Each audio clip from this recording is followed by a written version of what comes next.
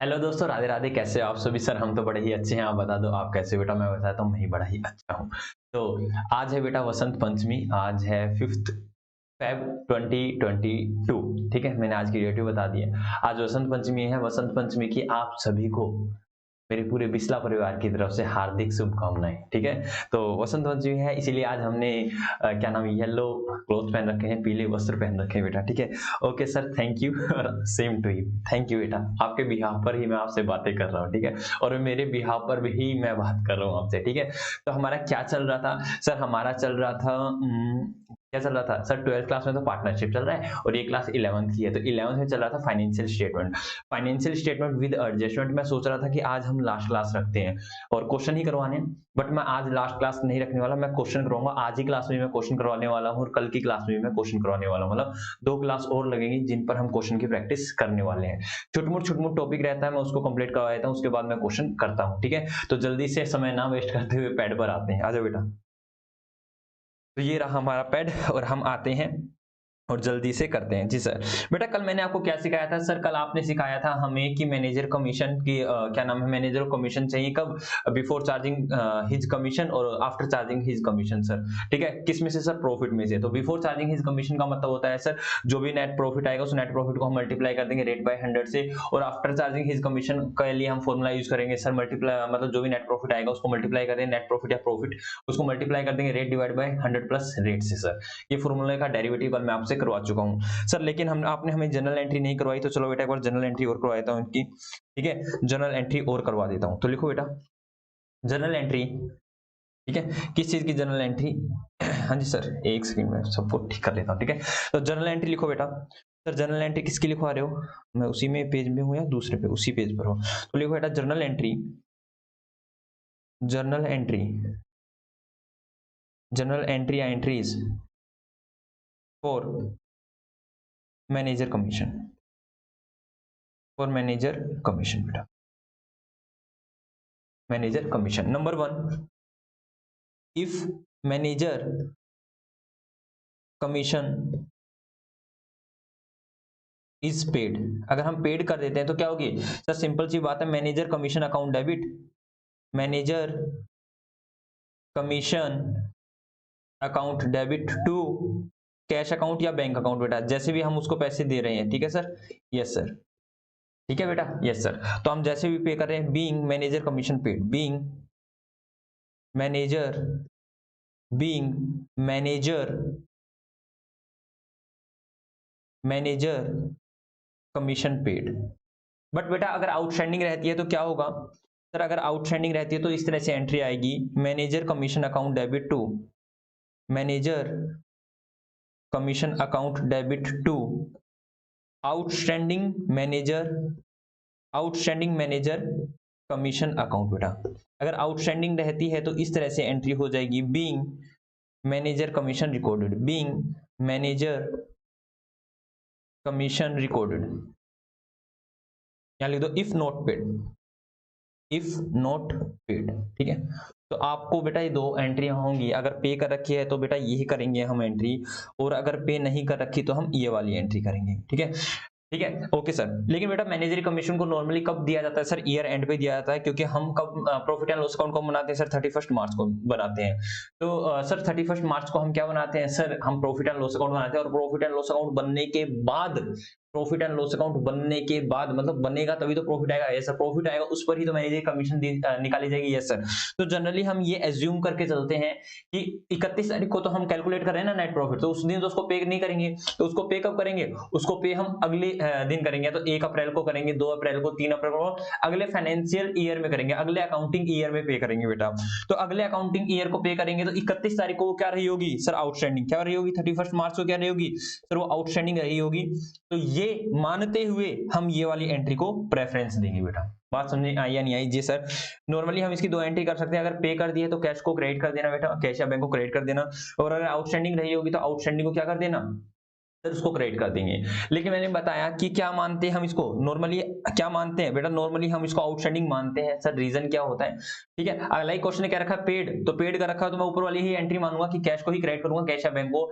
लेकिन अगर question silent रहेगा तो मैं उसको आउटस्टैंडिंग मानने वाला हूं। क्यों कि मैंने रीजन दिया है। आउटस्टैंडिंग इसलिए मानने वाला हूं कि 31 तारीख को तो बेटा प्रॉफिट निकलेगा, और प्रॉफिट निकले उस पर कमीशन निकालते हैं, तो उस दिन तो उसका कमीशन निकाला होगा ना 31 तारीख को। तो पे कब किया होगा सर, अप्रैल में पे किया होगा, 1 अप्रैल को, 2 अप्रैल को, 3 अप्रैल को, 10 अप्रैल को पे किया होगा सर, ठीक है। तो अप्रैल में पे किया है, अगले अकाउंटिंग ईयर में, अगले फाइनेंशियल ईयर में उसको पे किया है, तो 31 मार्च को क्या रहा होगा सर, आउटस्टैंडिंग रहा होगा। तो इसलिए मैंने उस दिन क्या डाली है, आउटस्टैंडिंग की एंट्री डाली है जी सर, समझ में आ गया, ठीक है। तो जल्दी से इन एंट्री को लिख लो बेटा, जल्दी से एंट्री को लिख लो, जल्दी लिखो। 1 2 3 4 एंड 5 हो गया बेटा आप लोगों का, ठीक है जी सर। अब मैं आपको करवाने वाला हूं बेटा, आपके चुटमुट 2 टॉपिक रहते हैं, एक डेफर्ड रेवेन्यू एक्सपेंडिचर और एक रहता है सर हमारा कौन सा, सेल ऑन अप्रूवल बेसिस, ठीक है। तो बेटा ये 2 टॉपिक रहते हैं, उनको मैं करवा देता हूं, उसके बाद मैं क्वेश्चन करवाता हूं। सेल ऑन अप्रूवल बेसिस तो छोटा सा कंसेप्ट बेटा लिखो। सेल पहले डेफर्ड रेवेन्यू एक्सपेंडिचर करो बेटा, डेफर्ड रेवेन्यू एक्सपेंस या एक्सपेंडिचर, ये क्या होता है बेटा, डेफर्ड रेवेन्यू एक्सपेंडिचर। जल्दी से इसको लिख लीजिए और लिखकर बेटा आप पेन और नोटबुक को साइड में रख दीजिए, ठीक है सर। अब समझो बेटा, डेफर का मतलब क्या होता है, डेफर का मतलब क्या होता है बेटा, टाला मटोली करना, दैट इज डेफर करना, मतलब समय को आगे बढ़ाना, डेफरमेंट करना। जैसे लाइक मैं किसी की पेमेंट को डेफर कर रहा हूं, टाला मटोली कर रहा हूं, मतलब आज पे नहीं कर, मैं कल दूंगा, परसों दूंगा, इस तरह से डेफर करना, मतलब डिले करना बेटा, डिले। रिवेन्यू बेटा आपको पता होना चाहिए, जो भी आपके खर्च होते हैं 2 प्रकार के होते हैं, ठीक है। अभी काफी बच्चों ने देख नहीं रखा हुआ, रिवेन्यू और कैपिटल एक्सपेंडिचर। बेटा एक्सपेंडिचर 2 प्रकार के होते हैं, कैपिटल और एक रिवेन्यू। रिवेन्यू एक्सपेंडिचर वो खर्चे होते हैं, एक बार ध्यान सुनो, रिवेन्यू एक्सपेंडिचर मतलब वो खर्चे जो प्रॉफिट एंड लॉस या ट्रेडिंग अकाउंट में आते हैं, जो प्रॉफिट एंड लॉस या फिर ट्रेडिंग अकाउंट में आते हैं जी सर, वो वाले खर्चे। अभी आप इतना ही समझो जी सर। मतलब सर डिले करना किसको, खर्चों को, सिंपल सी बात है सर, खर्चों को डिले करना मतलब आगे तक लेके जाना, यस। डेफरमेंट करना खर्चों की, मतलब सर क्या मतलब सिंपल सी बात है बेटा, डेफरमेंट करना किसको, खर्चों को, और खर्चे कौन से, रिवेन्यू वाली, ठीक है। रिवेन्यू वाला प्रॉफिट एंड लॉस या फिर ट्रेडिंग अकाउंट वाली। सर कैसे, क्या कहना चाहते हो, देखो भाई, मैंने कहा मेरी एक बिस्ला गारमेंट्स है, मैंने कहा बिस्ला गारमेंट्स है, यस सर बिस्ला गारमेंट्स है, और मैंने एक टीवी में ऐड दिलाई बेटा, टीवी में एडवर्टीजमेंट करवाई, एक ऐड करवाई, जिसको आप ऐड बोलते हैं, एडवर्टीजमेंट करवाई बेटा। एडवर्टीजमेंट क्या करवाई, मैंने उनसे कहा कि भाई साहब हम आपको हमारे कपड़ों की ऐड करोगे कि बिस्ला गारमेंट्स से कपड़े ले, बिस्ला गारमेंट्स के कपड़े इतने बढ़िया आते हैं कि आप एक बार खरीदोगे तो सालों साल तक चलेंगे, चमक उनकी कभी हमेशा ही बरकरार रहेगी, चाहे आप घड़ी से मतलब घड़ी जो साबुन आती है बेटा उससे धो, चाहे आप सर्फ एक्सेल से आप उसको वॉश कीजिए, या फिर आप किसी भी डिटर्जेंट से आप वॉश कीजिए, उनकी शाइनिंग ऐसी ही रहेगी। तो मैंने ऐड करवाई भाई, भयंकर ऐड करवाई मैंने, टीवी में हर जगह आ रही है, आज तक में हमने आज तक पर हर जगह ऐड करवा दी। और ऐड करवाई बेटा, वो ऐड हमारे कितने साल के लिए, 5 साल के लिए, 5 इयर्स के लिए। हालांकि 10 इयर्स के लिए भी हो सकती है, 5 साल के लिए, 10 साल के लिए, कितने भी साल के लिए हो सकती है सर, 20 साल के लिए हो सकती है। तो मैंने 5 साल के लिए ऐड करवाई बेटा, लो मैं 5 नहीं, नॉर्मली मैं 10 ही बोलता हूं, तो 10 साल के लिए मैंने ऐड करवाई। और 10 साल के लिए मैंने ऐड करवाई, और मैंने पूछा भाई साहब, टीवी वाले भाई साहब, और टीवी वाले भाई मुझे पैसा बता दो, 10 साल की ऐड कितने में होगी। बोला 10 साल की ऐड होगी 1 करोड़ में। मैंने कहा अच्छा जी, 10 साल की ऐड होगी 1 करोड़ में। मैंने कहा चलो कोई बात नहीं बेटा, ये 1 करोड़ पे कब किए मैंने, सर अभी इमीडिएट बेसिस पे, इमीडिएटली मैंने आज ही पे कर दिया ना 1 करोड़। हाँ सर, आज 1 करोड़ दो और 10 साल तक उसका लाभ उठाओ, आज 1 करोड़ दो और 10 साल तक उसका लाभ उठाओ। तो मैंने कहा कि भाई देखो, ये मेरे को फायदा कितने साल तक देने वाले हैं, ये 1 करोड़ मेरे को कितने साल तक फायदा देने वाले हैं, बेनिफिट कितने साल तक देने वाले हैं। आप बोले बेटा कि सर ये आपको बेनिफिट देने वाले हैं 10 इयर्स तक। कब, 10 इयर्स तक। तो मैंने कहा क्या मेरे को 1 करोड़ को 10 साल में नहीं डिवाइड कर देना चाहिए, क्योंकि हर साल मैं बेनिफिट ले रहा हूं। Yes sir. तो आप, मैंने क्या करा, आपने कहा कि सर इनको डेफर को, इनको क्या कर दो, 10 साल में डिवाइड कर दो, क्या कर दो, डिवाइड कर दो 10 ईयर में, दैट इज 10 लाख 10 लाख 10 लाख 10 लाख 10 लाख 10 लाख 1 2 3 4 5 6 7 8 9 और 10। सर इस तरह से आप डेफरमेंट कर दो, क्या कर दो, इनको हर साल में डिवाइड कर दो। सर आने वाले 10 सालों में इसको डिवाइड कर दो। मतलब करंट ईयर का खर्चा कितना मानो सर, 10 लाख का। अगले साल का फिर 10 साल का, 10 लाख का नेक्स्ट सर, इस तरह से। तो मतलब जो मैंने आज क्या किया है सर, आज आपने जो एडवर्टीजमेंट एक्सपेंस किया है ना, एडवर्टीजमेंट एक्सपेंस डेबिट 1 करोड़ रुपए टू कैश या बैंक, जो भी आपने किया है कैश से किया है या बैंक से किया है सर 1 करोड़ रुपए, तो उसको डेफर कर दो। मतलब सर इसमें से क्या करो, आप करंट ईयर में कितना डालो, 10 लाख डालो sir profit and loss account में, और 90 लाख को आप मानो कि ये मेरा फ्यूचर का एक्सपेंस है, इसको आप एक तरह से एसेट्स में शो कीजिए सर। ये इसको क्या शो करो, एक तरह से एसेट्स में आप शो कीजिए। ये सर इस तरह से आपको करना चाहिए। समझ में आई है ना बात? हाँ सर, मतलब मेरे को इनका बेनिफिट कब मिलने वाला है, अगले 9 सालों में उसका बेनिफिट मिलने वाला है। तो सर आपको बेनिफिट मिलने वाला है, आप उसको एसेट साइड दिखा दीजिए उस डेफर्ड रेवेन्यू एक्सपेंडिचर को। तो क्या मैंने 90 लाख को डेफर नहीं कर दिया, आगे आने वाले सालों पर नहीं डाल दिया? जी सर, इसीलिए इसको बोलते हैं डेफर्ड रेवेन्यू एक्सपेंडिचर। रेवेन्यू मतलब खर्चों को आने वाले सालों पर डालना ही डेफर्ड रेवेन्यू एक्सपेंडिचर कहलाता है बेटा। ओके सर, बात समझ में आ गई है। तो बेटा ये चुटकुट सी बात थी, तो जल्दी से मैं इस पे एक एग्जांपल भी करा दूं। ठीक है, एग्जांपल भी कराता हूं, फिर साथ में लिख लेना। यस सर, एग्जांपल करा दो। टाइम लिख, ठीक है, एग्जांपल आप मेरे साथ साथ कर रहे हो बेटा। लिखो एग्जांपल, ऊपर वाला बाद में लिख लेना, या फिर पहले लिखवा दो। हाँ सर पहले लिखवा दो, तो वरना हमारा फ्लो टूट जाएगा। तो जल्दी से आप इसको लिख लो बेटा, उसके बाद मैं आपको एग्जाम्पल कराता हूँ। ये लो बेटा, deferred revenue expenditure, deferred revenue expenditure. मैं गायब हो जाता हूँ, पूरा पेज दिखा देता हूँ फिर आपको। जी सर, इतना ही लिखना है बेटा आपको, उस पर एग्जाम्पल करते हैं।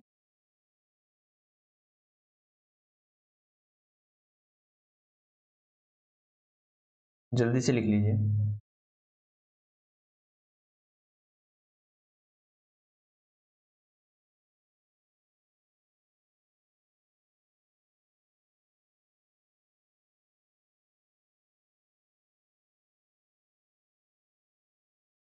हो गया?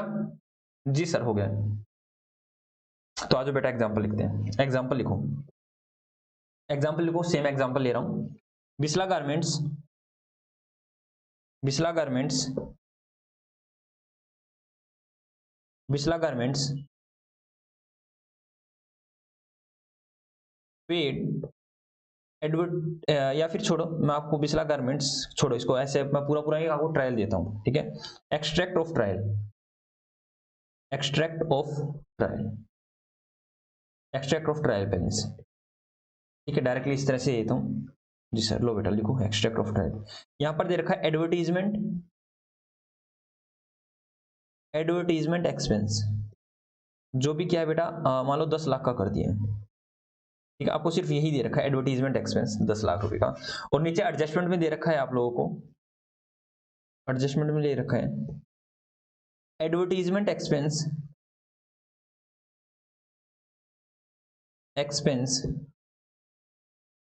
राइट ऑफ, पूरा लिख देता हूं राइट ऑफ को, राइट ऑफ 1/4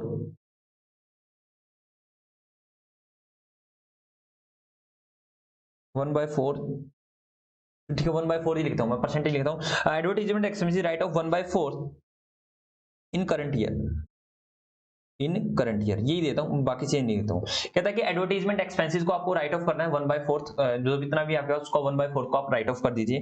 ठीक है, और आपको क्या बनाना है बेटा, आपको शो करना है, show in financial statement, financial statement में आप शो कीजिए बेटा कहां कहां ये आने वाला है। जल्दी से, that is a profit and loss account, अगर बैलेंस शीट में आएगा। आपको मैं 1 मिनट देता हूं, जल्दी से करो, 1 मिनट भी ज्यादा दिया, 30 सेकंड देता हूं, जल्दी से करो बेटा।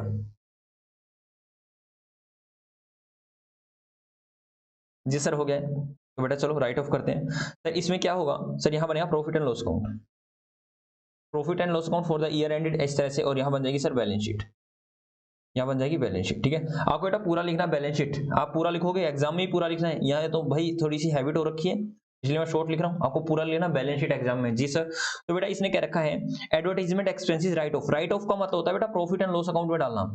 प्रॉफिट एंड लॉस या फिर ट्रेडिंग अकाउंट जो भी है उसमें डालना है बेटा, ठीक है। राइट ऑफ कितना कर रहा है सर 1/4 है कितना सर 10 लाख, तो 10 लाख का 1/4 कितना हो गया सर 10 लाख का 1/4 हो गया सर, 10 लाख का 1/4 हो गया सर, ये होता है सर 10 लाख का 1/4 डिवाइड बाय 4 करो तो बेटा आता है 2.5 लाख, कितना सर 2.5 लाख। तो यहां करेंगे to advertisement, to advertisement, to advertisement expenses बेटा यहां तो आ जाएगा 2.5 लाख, और एसेट साइड कितना चला जाएगा सर, एसेट साइड चला जाएगा एडवर्टीजमेंट एक्सपेंसेस सर 7,50,000, कितना 7,50,000। बात समझ में आई या नहीं आई जी सर, बात समझ में, मतलब जो 10 लाख का हमारा एडवर्टीजमेंट था उसमें से क्या कर रहे हैं 1/4 दैट इज 2.5 लाख रुपए तो हमें प्रॉफिट एंड लॉस अकाउंट में डालने हैं और बाकी को डेफरमेंट पे ही छोड़ देना है, दैट इज 7.5 लाख को डेफर ही कर देंगे, ठीक है।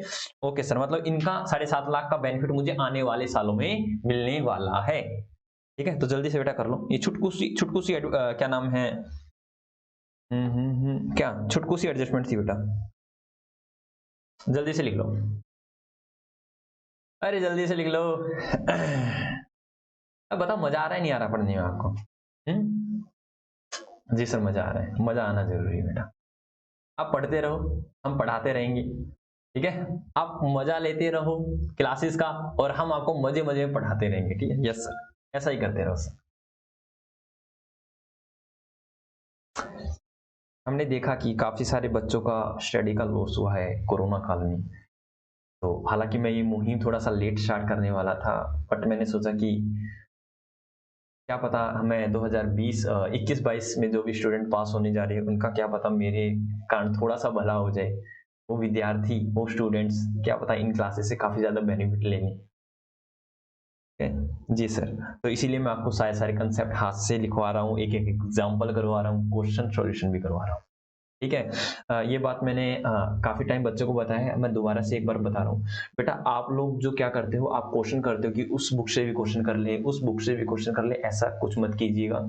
आपके पास जो बुक है, जोन सी भी बुक है बेटा, मैं आपको कंसेप्ट करा रहा हूँ और जो मैं क्वेश्चन करवा रहा हूँ इसका तो मैं आपको क्या नाम है, जितने भी मैं क्वेश्चन करवाता हूँ उसका क्वेश्चन का PDF मैं अपने क्या नाम है टेलीग्राम ग्रुप पर भी डालता हूँ। टेलीग्राम ग्रुप का नाम आप लोगों को पता ही है जी सर, कौन सा है बेटा, बिस्ला क्लासेस विदाउट स्पेस डालना बेटा, बिस्ला क्लासेस टेलीग्राम मेरा आपको चैनल मिल जाएगा, उस पर जाओगे तो मैं जितने भी आपको जो क्वेश्चन सॉल्यूशन करवाता हूँ ये क्वेश्चन की PDF वहां पर डाल देता हूँ कि यहाँ से मैं करवा रहा हूँ, और आपको करवा रहा हूँ तब भी मैं आपको क्वेश्चन की PDF दिखाता हूँ बेटा।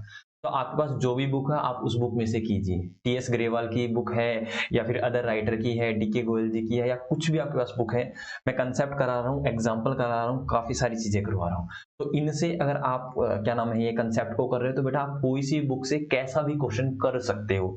तो आपके पास जो बुक है आप उसी बुक से क्वेश्चन कीजिए। बच्चा पूछता है कि कौन सी बुक से करें सर, कैसे करें, भाई मैंने जो सी बुक प्रेफर कर रखी है वो मोस्टली ज्यादा से ज्यादा वही यूज होती है, इसलिए मैंने उसको उठा लिया है, ठीक है, उसी में से क्वेश्चन करवा रहा हूँ। और आपका मन है कि सर और क्वेश्चन करवाइए, इसलिए मैं एग्जाम्पल भी करवाता हूँ खुद की, ठीक है। तो आपके पास जो भी बुक है आप उसमें से कीजिए, और जो इस बुक से मैं करवाता हूँ आपको क्वेश्चन, तो उसका क्वेश्चन का मैं PDF आपको शेयर करता हूँ यहाँ पर, ठीक है। जितने भी मैंने चैप्टर 11th लगा लो या 12th लगा लो बेटा, मैं सारी चीजें यहाँ शेयर करता हूँ, ठीक है। Okay sir, thank you sir info देने के लिए, इतनी सारी इंफॉर्मेशन देने के लिए। तो बेटा आगे लिखो, sale of goods, sale of goods on approval basis. बेटा ये होता क्या है,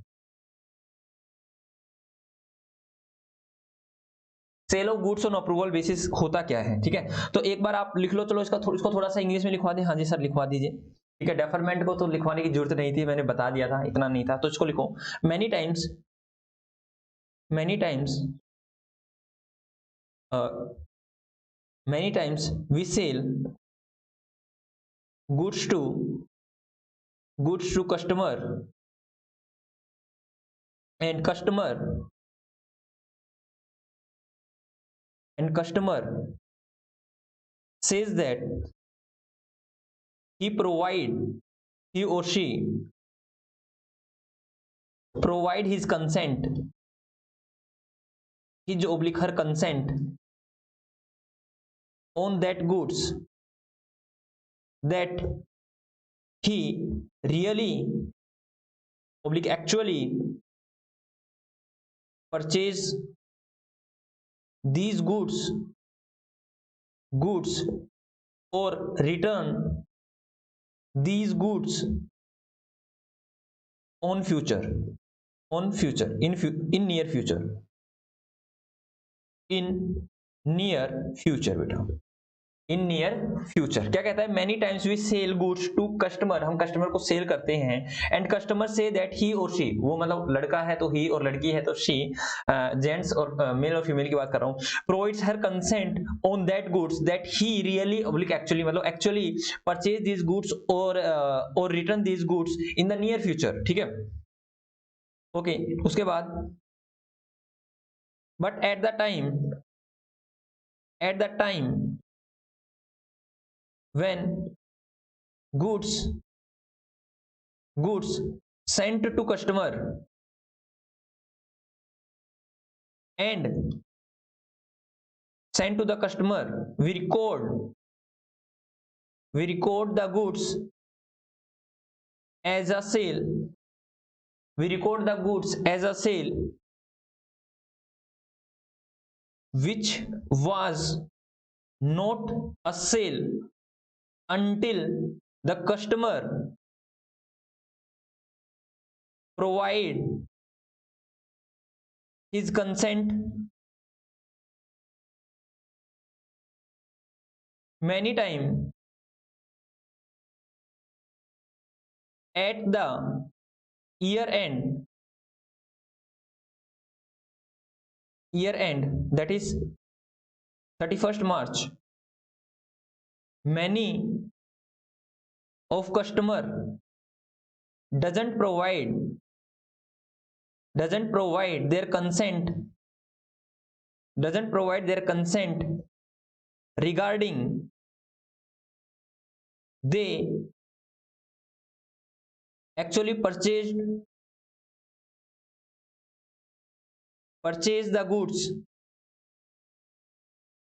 or return। ठीक है, दैट इज एक्चुअली क्या नाम है, वो प्रोवाइड नहीं करते अपनी कंसेंट को कि हमें लेना है या नहीं करना।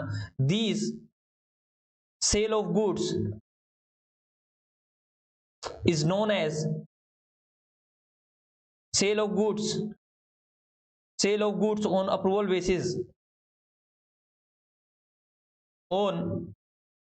अप्रूवल बेसिस, इन्हीं को बोलते हैं बेटा sale of goods on approval basis. ठीक है, यस सर। ठीक है, when the consent is not received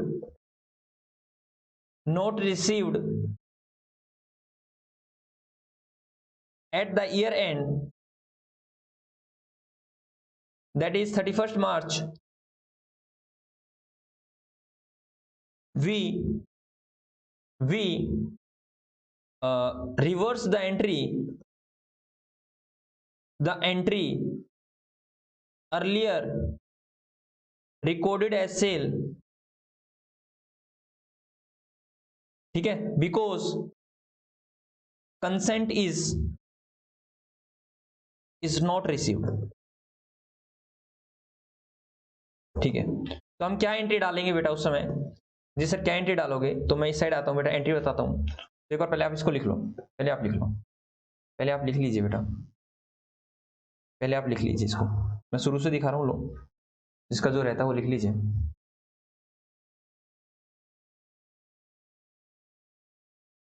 जल्दी से लिखिए,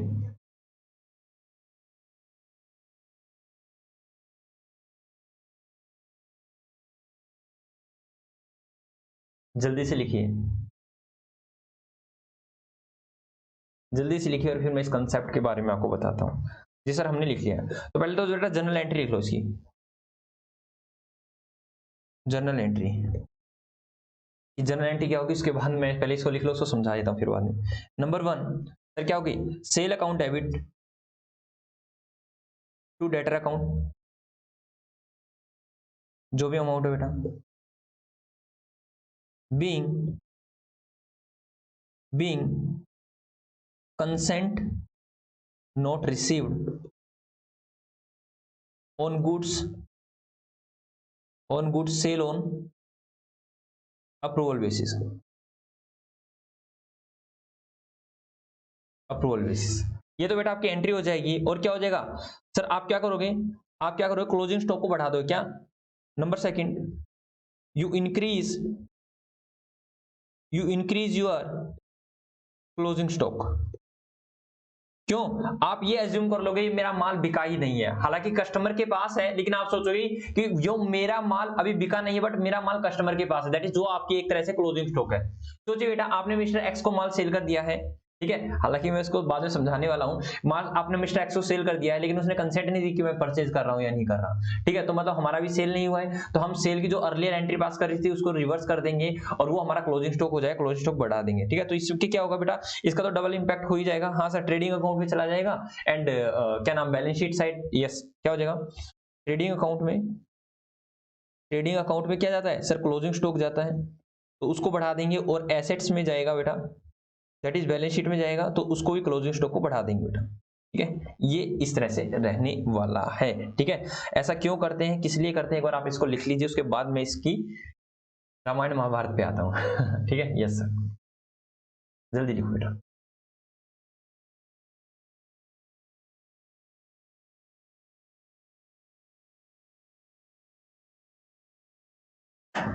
लैपटॉप को चार्जिंग से हटाया, फुल चार्ज हो गया। जी सर, हमारा हो गया है, आप जल्दी से नए पेज पे आइए और आपको हमें समझाइए ऐसा क्यों करते हैं बेटा। बेटा मैं पहली एंट्री को उठाता हूं कि वो एंट्री क्यों की, पहली एंट्री को समझाता हूं मैं आपको कि वो एंट्री क्यों की। मैंने कहा है बेटा, मैंने कहा है कि ऐसा भी तो होता है ना, कई बार हम कंसेंट पे सेल कर देते हैं। हाँ सर, मैंने कहा देखो भाई ये बिस्ला गारमेंट्स, ये बिस्ला गारमेंट्स, सर ये बिस्ला गारमेंट्स, मैंने कहा मैंने एक किसको सेल कर दिया सर, ये मैंने सेल कर दिया है माल चिंकू को। सर किसको, सर चिंकू को आपने माल सेल कर दिया है, चिंकू को मैंने 1,00,000 रुपए का माल सेल किया, ठीक है। जैसे ही मैंने सेल किया और मैंने कहा चिंकू, चिंकू बोलता है बिस्ला जी रुकिए, मैं 1,00,000 रुपए का माल तो लेके जा रहा हूं बट कंफर्म नहीं है मैं इसको रखूंगा या नहीं रखूंगा, पहले मैं चेक करूंगा क्या ये माल जो आपने मेरे को दिया है ये उस क्वालिटी से मैच कर रहा है या नहीं कर रहा जो मैंने क्वालिटी आपसे डिमांड की थी। इस तरह से वो मेरे पास क्या नाम है कंडीशन रखता है। मैंने कहा ओके कोई दिक्कत वाली बात नहीं है, सेम क्वालिटी से कोई दिक्कत वाली बात नहीं है, आप इस माल को ले जाओ। तो इसने तो कहा कि सर मैं बताऊंगा, मैं आपकी कंसेंट दूंगा, दैट इज इसको बोलते हैं बेटा sale on approval basis, sale on approval basis. बेटा क्या बोलते हैं सर इसको, सेल ऑन अप्रूवल बेसिस, मतलब अभी मैंने सेल कर दी है और इसकी अप्रूवल आनी बाकी है। सेल तो कर दी है लेकिन सामने वाला अप्रूवल करेगा उसको कि हाँ मैंने इसको वास्तव में खरीद लिया है, ठीक है, मतलब अप्रूव आनी बाकी है बेटा। अप्रूवल मतलब सर कंसेंट आनी बाकी है, अप्रूवल मतलब सर कंसेंट आनी बाकी है, और कंसेंट किसकी आएगी सर, चिंकू की, और चिंकू क्या है सर, डेटर है आपका। समझ में आई या नहीं आई, जी सर। तो सर बेटा मैंने सेल कर से में क्या एंट्री डाली होगी, Chinku account debit, Chinku account debit to sale account 1,00,000 से, हाँ या ना, यस सर, ये आपने एंट्री डाली होगी। और बेटा चिंकू क्या है मेरा, बेटा चिंकू डेटर ही तो है, तो मैंने ऐसी तो एंट्री डाली है, debtor account debit to sale account, yes sir. बेटा ध्यान सुनना, इसी बीच क्या आ जाता है 31 मार्च आ जाता है, इसी बीच क्या आ जाता है 31 मार्च आ जाता है, और 31 मार्च को मेरे को अपना सारा सारा रिपोर्ट बनाना होता है, अपने ग्रोस प्रॉफिट ग्रोस लॉस निकालना होता है and net profit net loss निकालना होता है, उसके बाद बैलेंस शीट तैयार करनी होती है, ठीक है। तो अब मेरे माइंड में ये क्वेश्चन आता है, अब मेरे माइंड में ये क्वेश्चन आता है कि बेटा ये क्या मैं इसको सेल मान लूं, क्योंकि यहां तक मेरे पास कंसेंट नहीं आई, नो कंसेंट रिसीव टिल 31 मार्च, 31 मार्च तक मेरे पास कोई कंसेंट नहीं आई, तो मैं क्या मानूं बेटा, आप लोग सोचोगे कि सर आप क्या मानोगे इसको, अब क्या मानोगे बेटा, रिसीव्ड और नोट, मतलब सिंपल सी बात है, आप इसको सेल मानोगे या नोट सेल। सर देखो सेल तब मानते तब उसकी कंसेंट आ जाती, अभी तक उसकी कंसेंट ही नहीं आई है, तो बेटा हम यहां एज्यूम करेंगे कि हमारी कोई भी सेल नहीं हुई है, 1,00,000 रुपए की सेल मेरी नहीं हुई है। और बेटा मैं आपको एक बात बताता हूं, जब भी आप सेल करते हो ना, जब भी आप सेल करते हो तो आप उसको प्रॉफिट पर सेल करते हो, यस सर प्रॉफिट पर, मतलब मैं कहता हूं 90,000 की तो मेरी कॉस्ट थी बेटा, और 10,000 का मेरा क्या था सर, 10,000 का मेरा प्रॉफिट था, ठीक है, ऐसे ही होता है ना, यस सर 10,000 का मेरा प्रॉफिट था। तो मैंने कहा ठीक है, तो मैंने कहा कि मैं उसको क्या करूंगा सर, जो मैंने अर्लियर सेल मान रखी थी, क्योंकि मेरे को सेल मानना नहीं है क्योंकि 31 मार्च तक उसका कोई कंसेंट नहीं आया, तो मैंने ऑलरेडी सर सेल मान रखी है, तो क्या कर रखा है सर, ऑलरेडी जो मैंने सेल मान रखी है उसको क्या करना बेटा, उसको हटा दो। मैंने कहा लो भाई उसको हटा दो, sale account debit to Chinku account, to Chinku account, या चिंकू लिख दो ओनली, 1 लाख रुपए, 1 लाख रुपए, उस सेल को हटा दीजिए बेटा। ठीक है, तो बेटा चिंकू को क्या मैं डेटर लिख सकता हूं? हाँ सर डेटर लिख सकते हो, ये डेटर ही तो है चिंकू। हाँ, उधार में माल सेल करते हो तो डेटर ही बनते हैं सर। तो मैंने ये एंट्री कर दी जी सर। और मैंने कहा बेटा आप अपनी किताबों में क्या रिकॉर्ड करते हो? सर कोस्ट रिकॉर्ड करते हैं। तो अब मैं क्या करूंगा, 90,000 से क्या करूंगा, अपने क्लोजिंग स्टॉक को बढ़ा दूंगा बेटा, क्लोजिंग स्टॉक को। तो 90,000 से क्यों बेटा, आप अपने पास जो क्लोजिंग स्टॉक रखते हो वो एट कोस्ट रखते हो, एट कोस्ट रखते हो। और मैं आपको बता देता हूं इंड AS 2 के according, as per the Ind AS 2, Ind AS 2 या फिर AS 2 बेटा। सर ये क्या होता है बेटा, ये बहुत बाद की बातें मैं बताता हूं। इंड AS 2 और AS 2 इन्वेंट्री की बात करता है, अकाउंटिंग फॉर इन्वेंट्री की बात करता है, मतलब बेटा स्टॉक को किस पर रिकॉर्ड करते हैं ये बताता है। ये दोनों को दोनों कहते हैं कि आप अपने क्लोजिंग स्टॉक को रिकॉर्ड कीजिए कोस्ट और NRV, नेट रियलाइजेबल वैल्यू, या फिर रियलाइजेबल वैल्यू बेटा, क्या बोलो, रियलाइजेबल वैल्यू, रियलाइजेबल, जितने पर भी आप इसको रियलाइज कर सकते हो। ठीक है, जिसको बोलते हैं मार्केट वैल्यू। हालांकि यहाँ पे रॉ मटेरियल का नाम आता है, रियलाइजेबल वैल्यू मैंने इसलिए लिखवा दी क्योंकि आपकी बुक में यूज है। ठीक है, that is market value, that is market value. Realisable value raw material पर आती है। ठीक है, रियलाइजेबल वैल्यू रॉ मटेरियल पर आती है, फिनिश गुड्स पर मार्केट वैल्यू आती है। ठीक है सर, कॉस्ट और NRV which ever is lower पर हम रिकॉर्ड करते हैं इसको सर, क्लोजिंग स्टॉक को, क्लोजिंग स्टॉक को। बेटा ये ध्यान रखना हमेशा ही, हमेशा ही ध्यान रखना। कहता है क्योंकि हम प्रूडेंट है बेटा। सर प्रूडेंट क्या आता है बेटा, प्रूडेंस कंसेप्ट होता है, प्रूडेंस एक कंसेप्ट होता है जो कहता है कि क्या करना है। प्रूडेंस कंसेप्ट क्या कहता है सर, प्रूडेंस कंसेप्ट कहता है कि फ्यूचर में आने वाले लॉसेस को आज ही लॉस मान लो, फ्यूचर में आने वाली इनकम को इनकम मत मानिए। ठीक है, बहुत ज्यादा बड़ा ही प्रूडेंस कंसेप्ट और बड़ा ही अच्छा प्रूडेंस कंसेप्ट है। और ये कहता है कि सारी चीजों को आप ट्रू एंड फेयर दिखाइए, आप ऐसे वैसे हेरा फेरी मत कीजिए, इस तरह की बातें करता है प्रूडेंस कंसेप्ट। हम जब थियरी पे आएंगे तब बताएंगे हम प्रूडेंस कंसेप्ट क्या होता है, मैचिंग कंसेप्ट क्या होता है। ठीक है, और बहुत सारे आप कंसेप्ट सीखने वाले हो, एक्रूअल बेसिस क्या होता है, ठीक है, कैश बेसिस क्या होता है, एक्रूअल को ही मर्केंटाइल सिस्टम बोलते हैं। ये सारी चीजें टेक्निकल वर्ड्स हैं, ये मैं बाद में आपको बताने वाला हूँ। ठीक है, यहाँ पर मैंने आपको एक बता दिया है कि अगर किसी क्वेश्चन में कह रखा हो कि कॉस्ट इतनी है और उसकी क्या नाम है NRV उतनी है, तो आप किस पे वैल्यू करोगे बेटा, क्लोजिंग स्टॉक को। सर इनमें से जो भी लेस होगा। NRV का मतलब बेटा कॉस्ट का मतलब आपकी लागत कितनी है, आपने कितने में खरीदा है। और बेटा मार्केट वैल्यू वो मार्केट में कितने में बिक रही है। मैंने कहा कि भाई देखो सिंपल सी बात है, आपका क्लोजिंग स्टॉक की मार्केट वैल्यू तो है 90,000, क्या नाम, कॉस्ट तो है 90,000, ध्यान सुना, कॉस्ट तो है 90,000 की, लेकिन मार्केट वैल्यू है बेटा, मार्केट में वो बिक रहा है आपका 80,000 रुपए का। तो आपको कितना मानना चाहिए बेटा, आपको 80,000 मानना चाहिए, ताकि आपका क्या हो बेटा, क्योंकि आप इसको कहां डालते हो, क्रेडिट साइड डालते हो। किसी क्रेडिट साइड डालते हो सर, क्रेडिट साइड डालते हैं हम इसको ट्रेडिंग अकाउंट की। तो बेटा क्रेडिट साइड कम डालोगे तो सिंपल सी बात है, आपका ग्रोस प्रॉफिट कम आएगा, आप प्रूडेंस हो जाओगे। मतलब आपने अपने फ्यूचर के एक तरह से, मतलब इसको जब सेल करने फ्यूचर के लॉस को आज ही लॉस मान लिया है। ठीक है, तो सर हम सेफ, खुद को सेफ थोड़ा सा फील कर रहे हैं, तो ये ध्यान रखना इस तरह से होता है। इन डिटेल में इसको एक बाद में आने वाला हूं जी सर। ठीक है, रियलाइजेबल वैल्यू कंसेप्ट कराऊंगा तब मैं इसको करवाऊंगा। ठीक है, तो सर हम क्या करेंगे, 90,000 की क्लोजिंग स्टॉक कहां जाएगी सर, क्लोजिंग स्टॉक जाएगी हमारी सर ट्रेडिंग अकाउंट में और बैलेंस शीट में। कहां जाएगी, ट्रेडिंग अकाउंट और बैलेंस शीट में, कहां, एसेट साइड। ठीक है, ये मैंने नीचे एक्स्ट्रा बता दिया है, जब मेरा क्लोजिंग स्टॉक का बात चल रहा था मैंने इसके साथ साथ इसको भी लपेट दिया कि लो एक बार बच्चे को थोड़ा सा ध्यान रहेगा कि सर ने ऐसा ऐसा कुछ करवाया था। ठीक है, तो बेटा क्या होने वाला है सर, जब हम सेल ऑन अप्रूवल बेसिस करते हैं और 31 मार्च तक हमारा अप्रूवल नहीं आता है, तो हम क्या करते हैं, रिवर्स एंट्री डाल देते हैं, सेल को डेबिट कर देते हैं और डेटर को क्रेडिट कर देते हैं। और जो भी हमारे स्टॉक की क्या नाम है कॉस्ट होती है उसको हम रिकॉर्ड करते हैं, कहां पर, क्लोजिंग स्टॉक में, तो हम उसको ऐड कर देते हैं। और दूसरी साइड सर क्लोजिंग स्टॉक कहां जाएगा सर, ट्रेडिंग अकाउंट में, और दूसरा बैलेंस शीट में जाने वाला है। ठीक है, अब आपका क्वेश्चन नंबर 2 आता है, क्वेश्चन नंबर 2 आता है sir, why we reduce our sale. Sale को क्यों कर रहे हो सर, आप मान लो ना, आप उसको सेल मान लो, आप उसको सेल मान लो। मैंने कहा ना प्रूडेंस कंसेप्ट करोगे तब आपको सीखने वाले हैं ऐसे कैसे सेल मान ले। अब ध्यान सुना बेटा, अगर मैं सेल मान लेता हूं तो मैं अपने अकाउंट्स को मैनिपुलेट कर सकता हूं, हेर फेर कर सकता हूं। बेटा क्या कर सकता हूं, मैनिपुलेट कर सकता हूं। मैनिपुलेशन संभव है सर, ऐसे कैसे मैनिपुलेशन कर सकते हो, ध्यान सुनना कि मैंने क्या किया कि लास्ट में 31 मार्च को, मतलब 25 मार्च को मैं इतनी सारी सेल करता हूं, मैंने 10 लाख की सेल कर दी और मैंने किसी मिस्टर एक्स को सेल कर दी और मैंने कहा मिस्टर एक्स अभी तो तू खरीद ले भाई, अभी तो तू खरीद ले।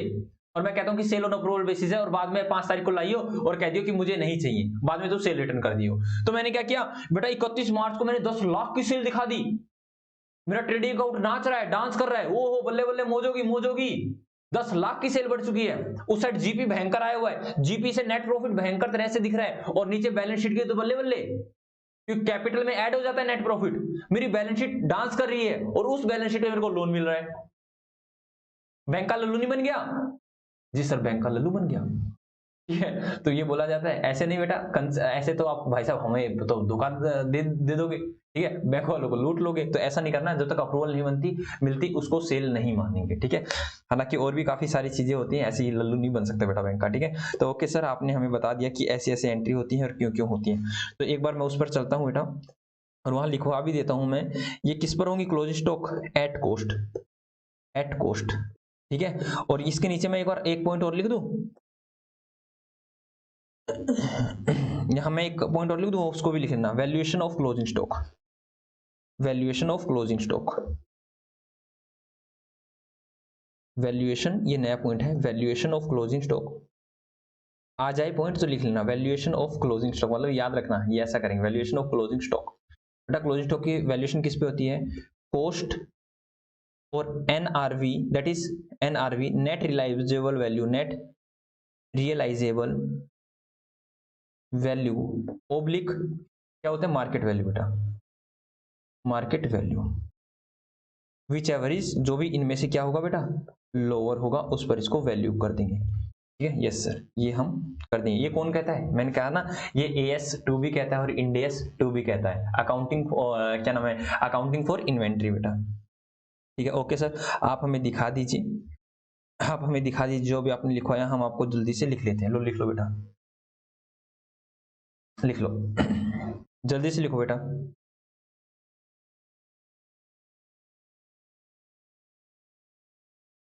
जल्दी से लिखिए।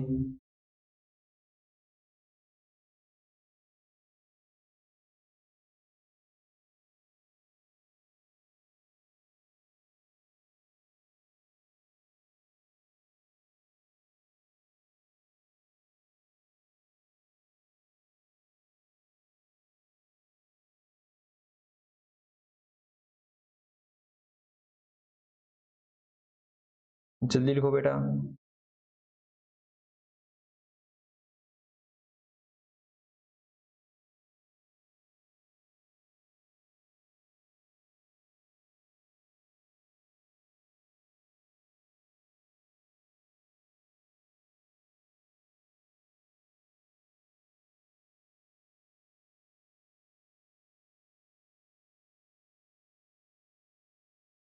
हो गया,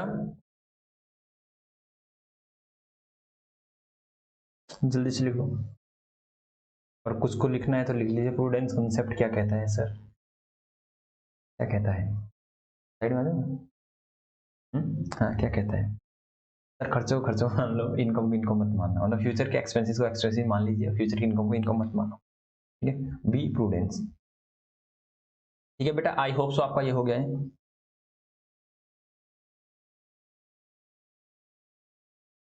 बड़ी जल्दी करेंगे हम इस तरह के कंसेप्ट, ठीक है। ये क्या होते कैसे होते, नाम नाम सुनते रहो जी सर, नाम नाम सुनते, ये वैसे लिखा है मैंने, ठीक है, ताकि आप लोग पता चले प्रूडेंस कंसेप्ट होता क्या है, ठीक है। तो चलो बेटा आगे चलते हैं हम। आगे मेरे को एक आपको छुटमुट चीजें और करवानी है। सर छुटमुट चीजें क्या करवा रहे हो बेटा, जब भी आप मैंने कहा ट्रेडिंग अकाउंट बनाते हो, क्या बनाते हो, लो ट्रेडिंग अकाउंट, मैं आपको जनरल एंट्री सिखा रहा हूँ बेटा, ट्रेडिंग अकाउंट सिर्फ सिखा रहा हूँ, आपको लिखनी है तो लिख लेना। ये लो सर, इस साइड क्या आता है, बाय सेल, बाय सेल, और यहां होती है सर माइनस करते हैं सेल रिटर्न, और ये आ जाती है सर। और यहां आता है to opening stock,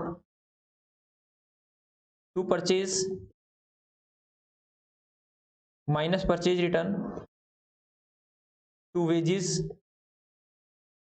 to wages बेटा, और टू डायरेक्ट एक्सपेंस, जो भी अलग अलग डायरेक्ट एक्सपेंस रहेंगे जो डायरेक्टली रिलेटेड है किससे सर, क्या नाम है, मैन्युफैक्चरिंग से रिलेटेड है, that is manufacturing expenses, manufacturing expenses बेटा, सॉरी जी सर। और यहाँ से क्या आ जाता है सर, यहाँ से आ जाता है, मैं कहता हूँ और खर्चे ही नहीं है, तो यहाँ जाए बाय ग्रोस लॉस, और यहाँ आएगा 2 ग्रोस प्रॉफिट। इसी तरह से आता है ना, यस सर, इस तरह से आपका ग्रोस प्रॉफिट और ग्रोस लॉस आ जाता है, ठीक है। और सर इसके बाद ये कहाँ जाता है, सर ये जाता है नीचे, तो यहाँ आएगा बाय ग्रोस प्रॉफिट, अगर प्रॉफिट है तो यहाँ आ जाएगा, और ये कहाँ है, प्रॉफिट एंड लॉस अकाउंट। मैं एक बार दोनों को अलग से बना रहा हूँ, ठीक है, हालांकि आप इसको साथ ही बना सकते हो, बट मैं अलग से बना के दिखा रहा हूँ आपको। यहाँ आएगा 2 ग्रोस लॉस, ये दोनों साथ ही बनते हैं, 2 सैलरी, 2 रेंट, ईटीसी। बेटा मैं सारे खर्चे नहीं डाल रहा, मैं ईटीसी आपको लिख दूं, यस सर। और यहां जाएगा बाय कमीशन, बाय कमीशन, इस तरह से बेटा ईटीसी, काफी सारे आइटम आ सकते हैं, जी सर।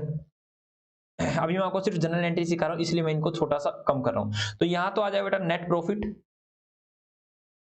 और यहां जाएगा बाय नेट लॉस, ऐसा ही रहता है, जी सर, ऐसा ही रहता है। और ये कहां चला जाएगा बेटा, ये आएगी बैलेंस शीट। बैलेंस शीट को छोड़ दो, बैलेंस शीट नहीं बना रहा, मैं डायरेक्टली बता रहा हूँ बेटा। ये आती कैपिटल, नीचे बैलेंस शीट में आएगी कैपिटल, जो भी कैपिटल रहेगी सर, जो भी कैपिटल रहती है, अगर नेट प्रॉफिट है तो ऐड हो जाएगी, नेट प्रॉफिट में तो सर ऐड हो जाएगी, और नेट लॉस है तो माइनस हो जाएगी, नेट लॉस बेटा कैपिटल में से लेस हो जाएगी। ऐसा ही रहता है ना, जी सर, ऐसा ही रहता है। तो चलो बेटा हम करते हैं। बेटा आप ट्रेडिंग अकाउंट को ट्रेडिंग अकाउंट की दृष्टि से मत देखिए, आप मत सोचिए ट्रेडिंग अकाउंट है, आप ये सोचिए लेजर अकाउंट है। क्या है बेटा, ये है लेजर अकाउंट। क्या है ये, लेजर अकाउंट। क्या है बेटा, ये लेजर अकाउंट, ठीक है।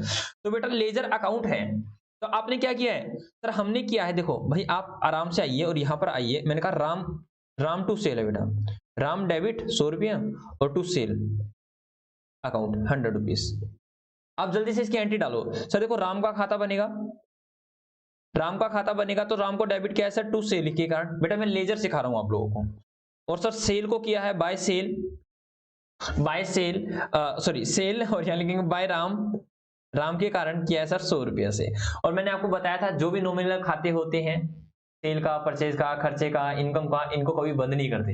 मैंने कहा था वहां पे ट्रेडिंग अकाउंट और क्या नाम है, प्रॉफिट एंड लॉस अकाउंट आएगा। आज वो दिन आ गया बेटा, आज वो घड़ी आ गई है समझने की, ठीक है सर। क्या घड़ी आ गई है बेटा, मैंने आपको बताया था यहां पर लिखा जाता है, यहां पर लिखा जाता है टू ट्रेडिंग अकाउंट या प्रॉफिट एंड लॉस अकाउंट, यहां लिखा है ट्रेडिंग अकाउंट, ठीक है। सेल में ट्रेडिंग अकाउंट लिखा जाएगा, परचेज में ट्रेडिंग अकाउंट लिखा जाएगा, कोई भी रेंट है, सैलरी है, इनमें आएगा प्रॉफिट एंड लॉस अकाउंट, वही आ जाएगा सारी चीजें सर। तो यहाँ आ जाएगा 1000 रुपया, ठीक है। लेकिन बेटा मेरे को तो ये सिखाना था, ये वाला और ये वाला दोनों तो आपको आगे थे, जी सर, ये हमें दोनों के दोनों आगे थे। और यहाँ पर बेटा सीडी बैलेंस निकलता है, सीडी मान लो 100 रुपए, यही मैं कहता हूँ, ठीक है। तो यहाँ पर सीडी बैलेंस निकलता है, यहाँ पे ट्रेडिंग अकाउंट आता है, जी सर।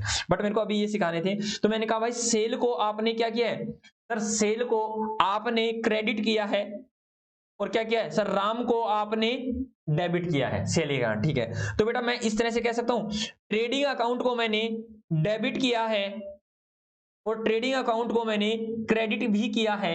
तो मैं कहता हूं भाई ट्रेडिंग अकाउंट में डेबिट क्यों किया है, मैंने लिखा देखो यहां लिखो, trading account debit, trading account debit to opening stock, to purchase, to wages, to direct expenses, जो भी डायरेक्ट एक्सपेंस आ रहे हैं बेटा, यस सर, आपने यही किया है।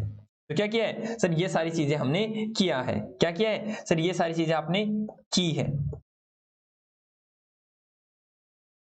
ये सारी चीजें हमने की है बेटा, ठीक है। यस सर, तो मैंने कहा है कि ट्रेडिंग अकाउंट को मैं डेबिट किस किस रीजन से कर रहा हूं, ट्रेडिंग अकाउंट को डेबिट किया, trading account debit to opening stock, to purchase, to wages, to direct expenses, ये सारी चीजें की है, यस सर। मैंने बेटा इनको इस तरह से डेबिट किया है। और मैंने क्रेडिट क्यों किया है सर, क्रेडिट किया है क्लोजिंग स्टॉक और सेल टू ट्रेडिंग अकाउंट, ठीक है। जो भी सेल का अमाउंट है, जो भी क्लोजिंग स्टॉक का अमाउंट है, और ट्रेडिंग अकाउंट मैंने क्या कर दिया है, क्रेडिट कर दिया है।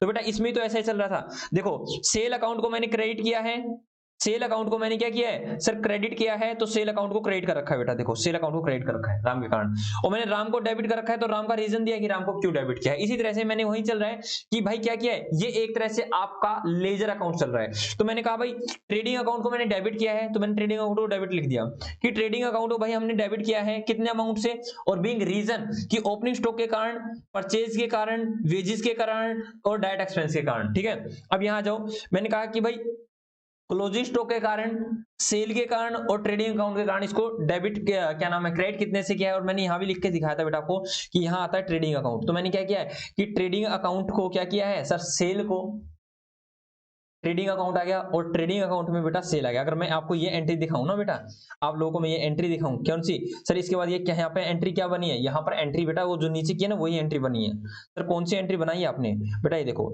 आप लोग देखो, सेल को मैंने डेबिट किया है, ट्रेडिंग अकाउंट को मैंने क्रेडिट किया है। तो अब मैं लेजर बनाऊंगा तो ट्रेडिंग अकाउंट में क्या करूंगा सर, ट्रेडिंग अकाउंट को क्रेडिट करूंगा सेल के कारण और सेल को डेबिट करूंगा ट्रेडिंग अकाउंट के कारण। तो बेटा देख लो सर, सेल को मैंने डेबिट किया है ट्रेडिंग अकाउंट के कारण और ट्रेडिंग अकाउंट को क्रेडिट किया है सेल के कारण। ये वही लेजर बैलेंस चल रहा है, वही लेजर बैलेंस चल रहा है, ठीक है। Yes sir. तो इसी तरह से बेटा सारी चीजें होने वाली हैं, ठीक है। यहाँ से जीपी आएगा, जीएल आएगा, ठीक है, उसको बाद में ट्रांसफर कर देंगे। ऐसी मैं एंट्री आपको करवाने वाला हूँ, ठीक है। ओके सर, ठीक है। एक बार आपको अगर ये एंट्री समझ में आ गई है तो बहुत बढ़िया, ये वाली एंट्री आपको समझ में आ गई, जी सर हमें ये एंट्री समझ में आ गई है। तो बेटा इनकी मैं ओरिजिनल एंट्री अब नीचे करवा रहा हूँ और एक एक एंट्री लिखवाते जा रहा हूँ और एक एक एंट्री को समझाते जा रहा हूँ। इनको अगर आपको लिखना है तो आप एक बार जल्दी से इनको लिख लीजिए, उसके बाद मैं आपको एक एक एंट्री लिखवाता जाऊंगा और एक एक एंट्री समझाता जाऊंगा। वैसे लिखने की कोई जरूरत भी नहीं है, ठीक है, वैसे लिखने की जरूरत नहीं है, मैं अब लिखवा रहा हूँ। अगर आपको फिर भी आपको किसी को लिखना है तो ये लो, मैं गायब हो जाता हूँ और 5 तक काउंट करता हूँ, 5 तक काउंट करूंगा, 1 2 3 4 एंड 5। आगे चलते हैं बेटा, आगे चलते हैं, तो चलो बेटा आगे चलते हैं, ठीक है सर। तो जल्दी से लिखवाइए बेटा, journal entry, journal entries, only journal entry चल रही है। नंबर 1 क्या करेंगे सर, ट्रेडिंग अकाउंट को डेबिट क्यों करते हैं, तो ट्रेडिंग अकाउंट को डेबिट क्यों करो, ट्रेडिंग अकाउंट डेबिट, जो रीजन बेटा सारे रीजन लिख दो। Trading account debit to, sir ये ओपनिंग स्टॉक के कारण डेबिट होता है, ठीक है। हालांकि इससे पहले की मैं एक एंट्री डाल दूं, हाँ सर पहली एंट्री क्या होती है बेटा, इससे पहले की भी एंट्री डालता हूं, क्योंकि परचेज रिटर्न और सेल रिटर्न को आप परचेज के थ्रू एडजस्ट करते हो। तो मैंने कहा purchase return account debit to purchase account, क्या परचेज को आप कम नहीं करते परचेज रिटर्न के कारण, यस सर। तो ये वाली वो एंट्री हो जाएगी बेटा, being purchase reduce due to purchase return. आगे लिखो बेटा, sale account debit to sale return account, क्या आप सेल को कम नहीं करते, यस सर सेल को हम कम करते हैं और सेल को कम करने के लिए डेबिट कर देंगे, ठीक है। तो sale return account, being sale reduce due to sale return. जी सर बात समझ आ गई, आगे चलो बेटा। नंबर 3 ट्रेडिंग अकाउंट को डेबिट कर दो। अब यहां आ जाएंगे, ट्रेडिंग अकाउंट को डेबिट कर देंगे, trading account debit to, sir opening stock के कारण ये डेबिट होता है, हाँ sir opening stock debit side आता है, ओपनिंग स्टॉक टू परचेज। अब यहाँ नेट परचेज आ जाएगी, जो ऊपर है ना बेटा, जो आपने परचेज में से परचेज रिटर्न को लेस किया वो नेट परचेज आ जाएगी, टू परचेज अकाउंट और to sir wages account to direct expense. बेटा मैं वर्ड लिखा हूं टू डायरेक्ट एक्सपेंस, जितने भी हैं बेटा सारे डायरेक्ट एक्सपेंस इस साइड आ जाएंगे, जो भी हैं, जो भी बच गया, जो भी आते हैं वो सारे आ जाएंगे, ठीक है। एक एक का तो नाम मैं लिखने वाला नहीं हूं।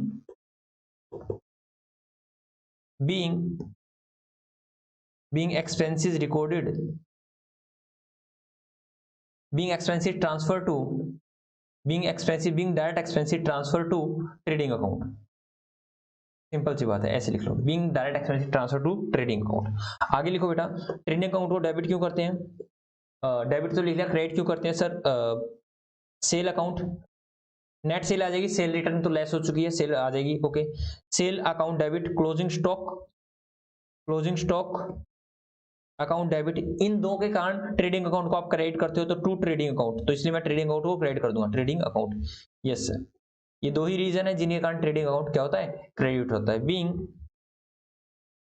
Being amount of sale and closing stock transfer to trading account,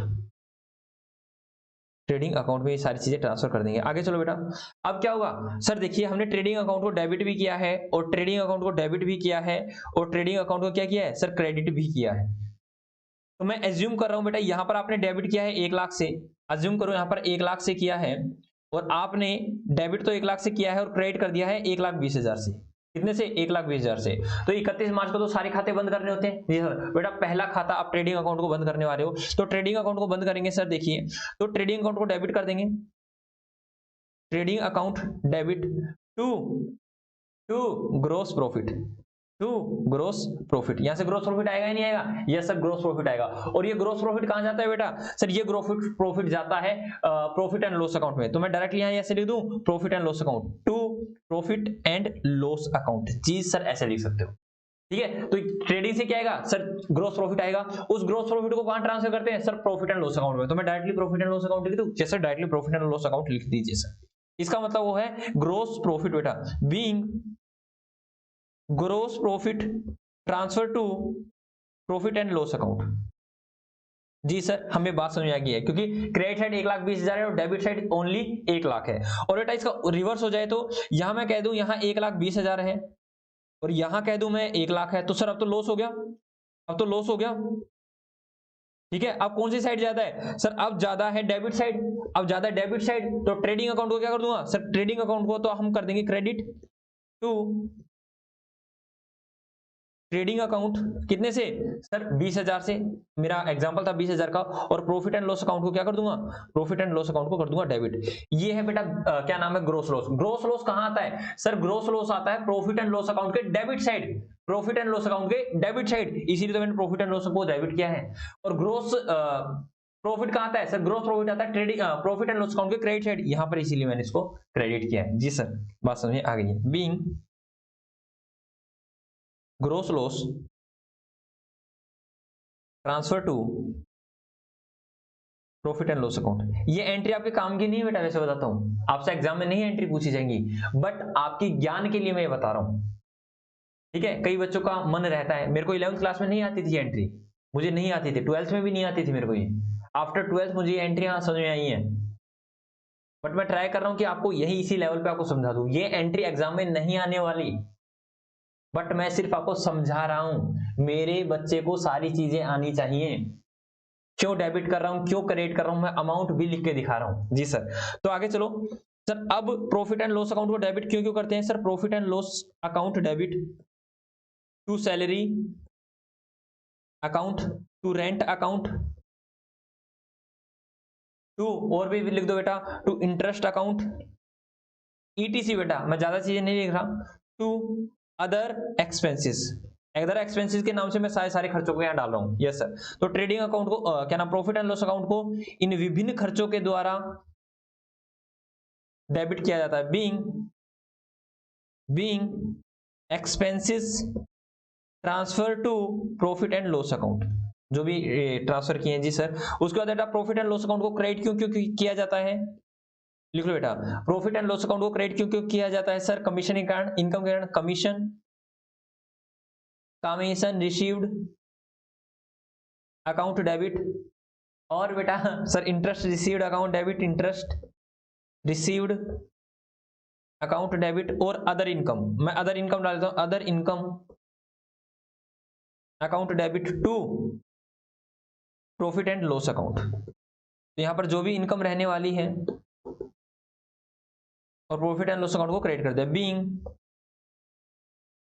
income transfer to profit and loss account. बात समझ में आई या नहीं आई? जी सर, बात समझ में आ गई है। अब मैंने कहा बेटा यहां भी आप प्रॉफिट एंड लॉस अकाउंट को कभी डेबिट कर रहे हो, कभी क्रेडिट कर रहे हो, कभी डेबिट कर रहे हो, कभी क्रेडिट कर रहे हो, तो इसमें भी दो बैलेंस हो सकते हैं। यस सर, मतलब यहां से क्या है, net profit and net loss. क्या आएगा बेटा sir? Net profit and net loss आएगा। तो मैं क्या करूंगा बेटा, अगर इसमें नेट प्रॉफिट आता है, दैट इज नेट प्रॉफिट आता है, मतलब क्रेडिट साइड ज्यादा है, तो क्रेडिट साइड ज्यादा है, तो प्रॉफिट एंड लॉस अकाउंट को बंद करना पड़ेगा। सर सिंपल सी बात है, अभी मैंने प्रॉफिट एंड लॉस अकाउंट को डेबिट किया है, कभी मैं डेबिट कर रहा हूं और कभी मैं इसको क्रेडिट कर रहा हूं, ऊपर वाले देख लेना। यस सर, तो मैंने कहा अभी नेट क्या रहा बेटा? नेट में रहा ये क्रेडिट, लेट सपोज 1,000 रुपए का। तो इसको कहां ट्रांसफर करते हो सर? कैपिटल अकाउंट में ये ऐड हो जाता है, कैपिटल अकाउंट में ऐड हो जाता है। तो मेरे को बेटा 31 मार्च है, सारे खाते बंद करने हैं। ट्रेडिंग अकाउंट को आप बंद कराए, ट्रेडिंग अकाउंट का आपने बैलेंस का डाल दिया sir profit and loss account में, और प्रॉफिट एंड लॉस अकाउंट का जो भी बैलेंस है दैट इज नेट प्रॉफिट और नेट लॉस है, उसको कहां डाल दो सर? कैपिटल अकाउंट में डाल के इसको भी बंद कर देंगे।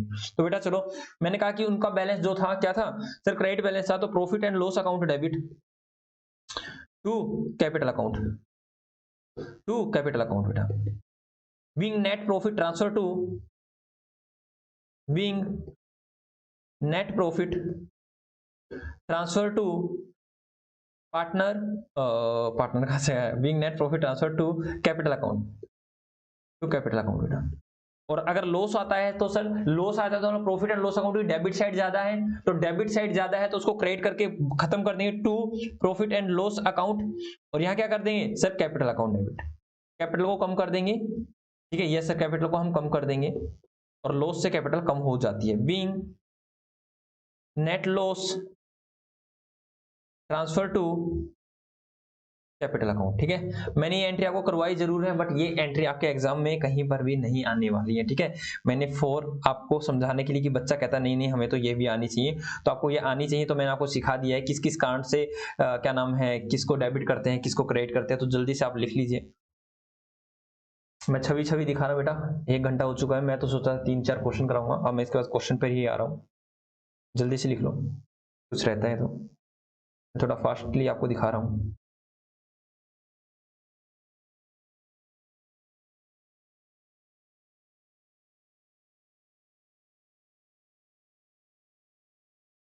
ये लो बेटा जल्दी से देख लो, हम थोड़े साइड में हो जाते हैं। जल्दी से कीजिए। एंड होप ये आपका हो गया है, हो गया जी सर हमारा हो गया है।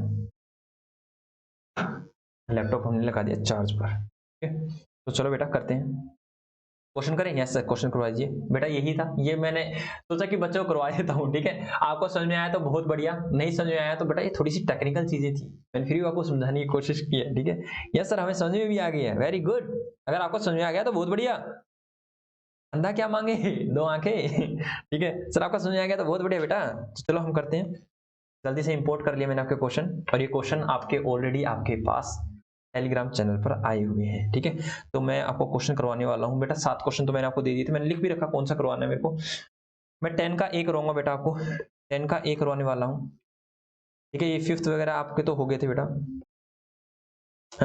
8th 10th का ए आ गया बेटा, 10th का ए। मेरे को 3-4 क्वेश्चन करवाने थे, बट 3-4 क्वेश्चन नहीं हो पाएंगे, मेरे को लग रहा है कि यही एक ही क्वेश्चन होगा। बाकी मैं ट्राई करता हूँ एक और करवा दूं मैं इसके साथ साथ आपको, ठीक है। ट्राई करेंगे हम, जल्दबाजी नहीं करेंगे, ठीक है। नहीं होंगे तो कल की क्लास में कर लेंगे। कल की क्लास पूरी पूरी क्वेश्चन होंगे, पूरी पूरी क्लास में क्वेश्चन होंगे बेटा, क्वेश्चन ही क्वेश्चन, क्वेश्चन पे क्वेश्चन, क्वेश्चन पे क्वेश्चन। तो चलो हम इसको पढ़ते हैं। क्या कहता है ये क्वेश्चन, कहता है 10 का ए, कहता है from the following balances prepare trading and profit and loss account and the balance sheet as at 31 March 2018 बेटा। तो क्या क्या चीज दे रखे देखते हैं। स्टॉक दे रखा है बेटा, ओपनिंग स्टॉक है बेटा, दैट इज 1 अप्रैल का, that is opening stock. Purchase दे रखा है fuel and power, capital, sales, rent, return inward, that is return inward क्या होता है बेटा, रिटर्न इनवर्ड सर हमारे पास रिटर्न आ रही है, दैट इज सेल्स रिटर्न बेटा। और रिटर्न आउटवर्ड परचेज रिटर्न होती है।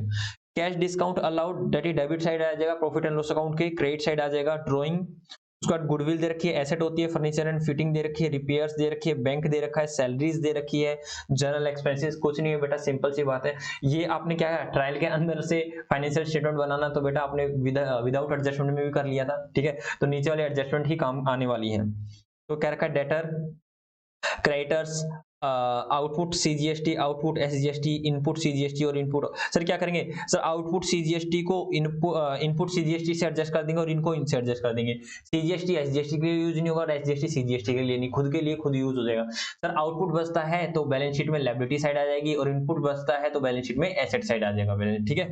अभी तक तो बेटा इनपुट ही बचा हुआ है, 8 मतलब 3-3 हजार पे इनपुट ही बच रहे हैं, तो अभी तो एसेट साइड ही आना चाहिए। बाकी अभी एडजस्टमेंट देखते हैं, एडजस्टमेंट क्या कहती है। एडजस्टमेंट कहती है बेटा, कहता है number 1, take the following adjustment into the account, मतलब इनको आपको सुधारना है, ठीक है।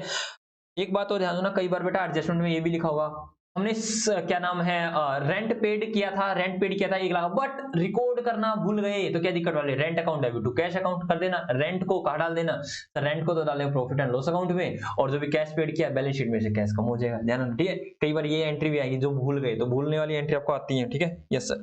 तो इसने क्या रखा है, general expenses include 5000 chargeable to the furniture on 1 October 2017 बेटा। रेवेन्यू एक्सपेंडिचर क्या नाम, capital expenditure charge as revenue expenditure, मतलब क्या हुआ, सिंपल सी बात है बेटा, था तो खरीदा तो था फर्नीचर, बट गलती से हमने जनरल एक्सपेंसेस में डाल दिया, तो करो सर क्या करेंगे सर, यहाँ से तो हटा देंगे जनरल एक्सपेंसेस, यहाँ से 5000 हटा देंगे और 5000 कहाँ डाल देंगे, बैलेंस शीट में डाल देंगे, किस नाम से सर, फर्नीचर एंड फिक्सचर्स के नाम से, सर फर्नीचर के बारे में, हालांकि फर्नीचर एंड फिक्सचर्स है बेटा, नहीं फिक्सचर नहीं है सर, फर्नीचर एंड फिटिंग्स है, फर्नीचर एंड फिटिंग्स है सर, फर्नीचर एंड फिटिंग्स में ये ऐड हो जाएगा।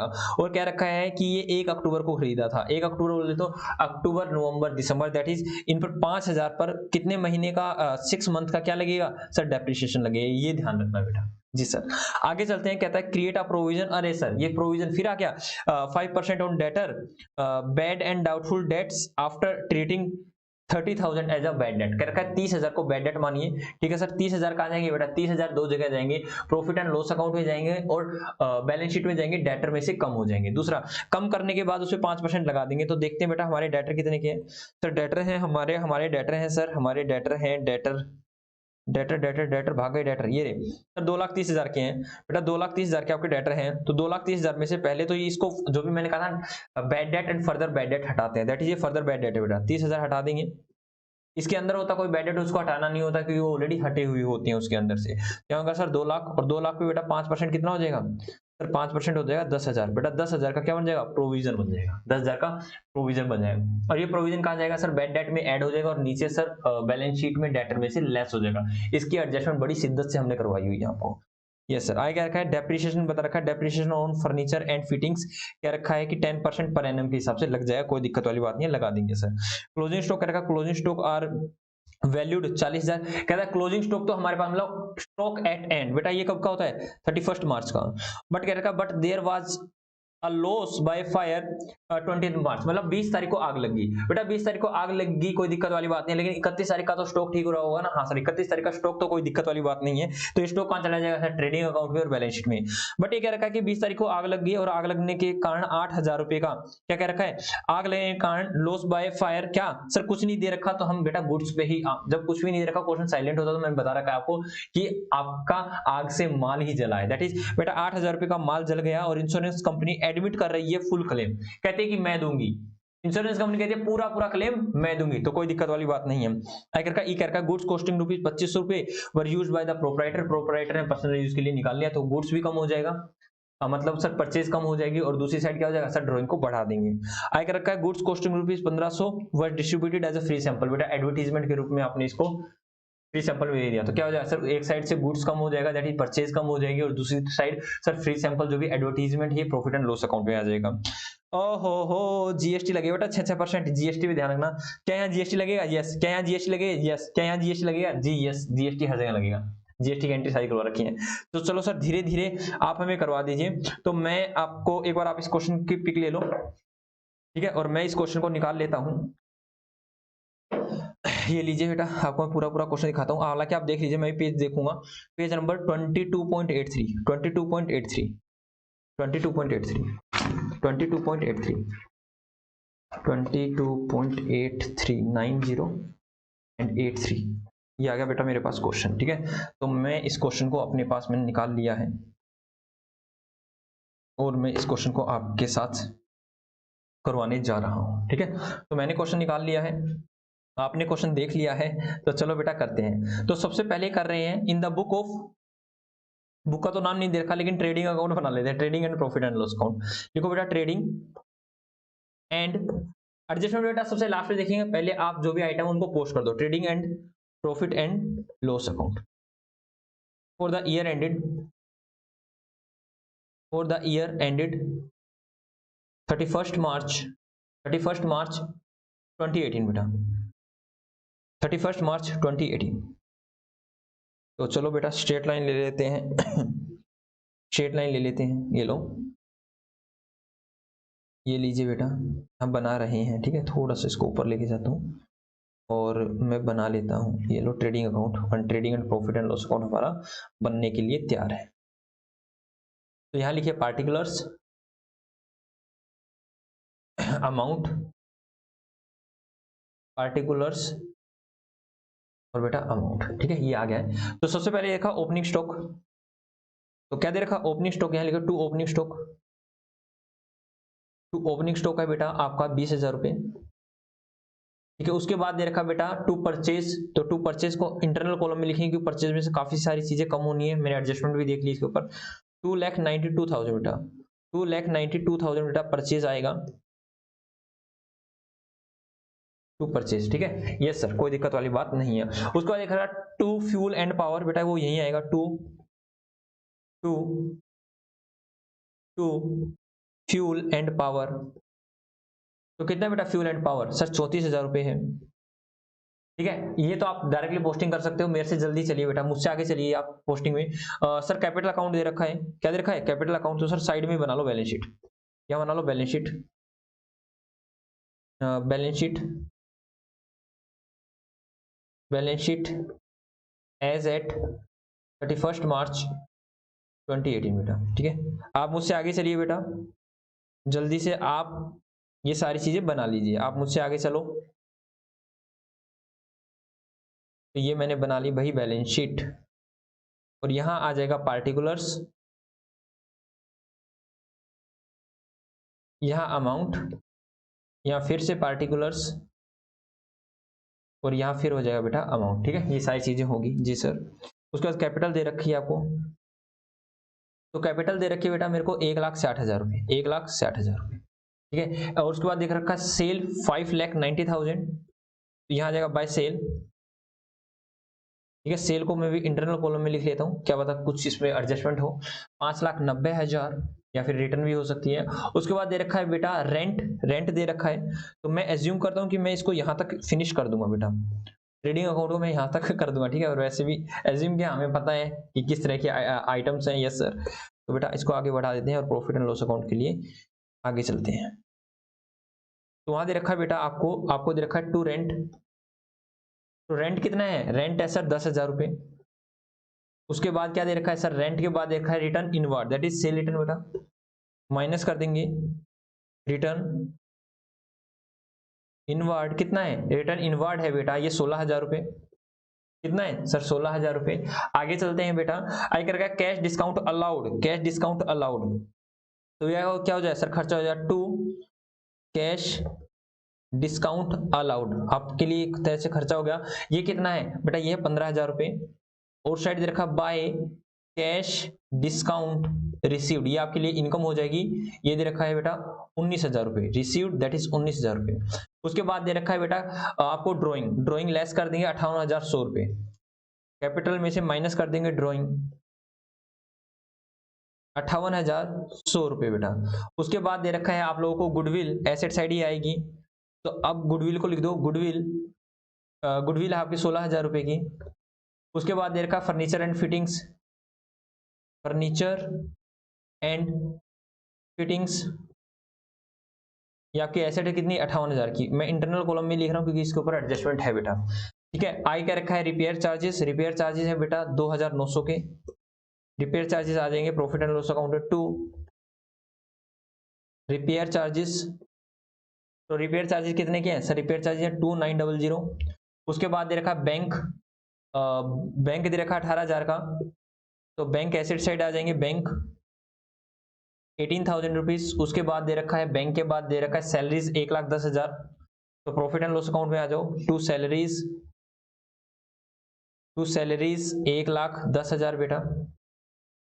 ठीक है, उसके बाद दे रखा है सैलरी के बाद general expenses, to general expensive बेटा, इसके ऊपर एडजस्टमेंट है, मैं इसको इंटरनल कॉलम में लिख देता हूँ 18,000। उसके बाद दे रखा बेटा डेटर क्रेडिटर्स, चलो बेटा डेटर क्रेडिटर पे चलते हैं। तो वहां दे रखा है डेटर क्रेडिटर्स, तो डेटर यहाँ आ जाएंगे, तो डेटर पर तो एडजस्टमेंट है। यस सर, डेटर पर एडजस्टमेंट है 2,30,000। ठीक है, 2,30,000 ये हो गया बेटा। उसके बाद क्रेडिटर्स दे रखे हैं, क्रेडिटर्स है बेटा 1,35,000 के, और उसमें दे रखा है आउटपुट जीएसटी और इनपुट जीएसटी। तो यहाँ पे बेटा लिखते हैं इनपुट एसजीएसटी और इनपुट सीजीएसटी बेटा करते हैं। इसमें देखा 8,000 तो इनपुट दे रखा है और 5,000 आउटपुट दे रखा है, तो इस तरह करेंगे 8,000 आउटपुट, इनपुट दे रखा है 5,000, क्या दे रखा है सर? 8,000 जो है इनपुट है और 5,000 आउटपुट है, तो इनपुट में से आउटपुट घटा देंगे, 3,000 अभी भी इनपुट है, तो हम इसको कहाँ लेंगे? Asset side. लेकिन अभी इस पे एडजस्टमेंट आने वाली है, उन एडजस्टमेंट को भी हम करने वाले हैं। ठीक है, एडजस्टमेंट को भी करने वाले हैं, एडजस्टमेंट भी करेंगे, इसलिए मैंने यहाँ पर भी छोड़ दिया है बेटा इसको।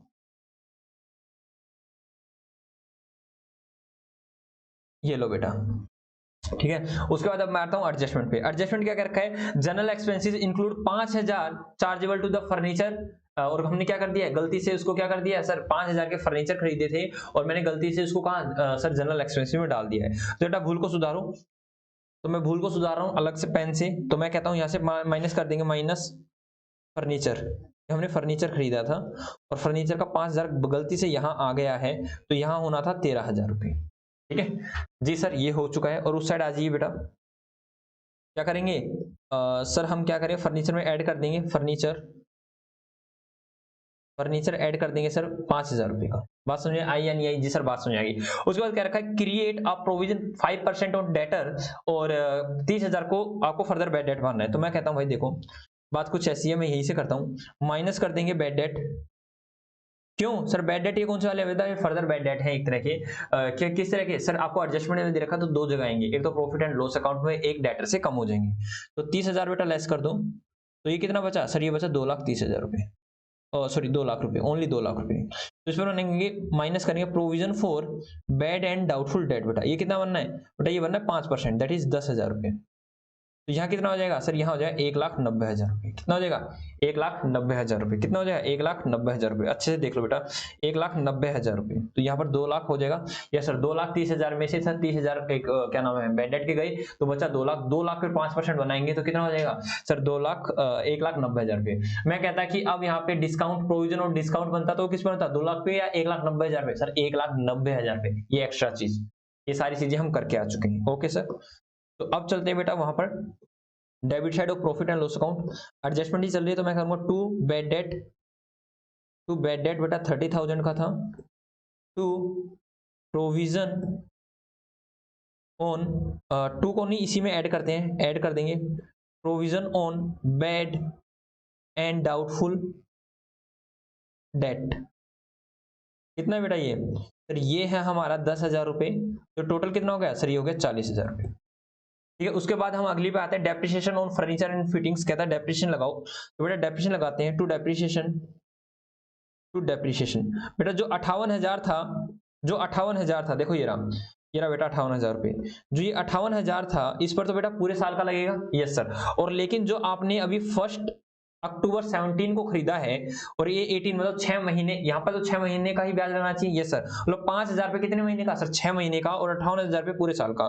तो 58,000 का तो करेंगे 10% बेटा, दैट इज 5800 रुपए।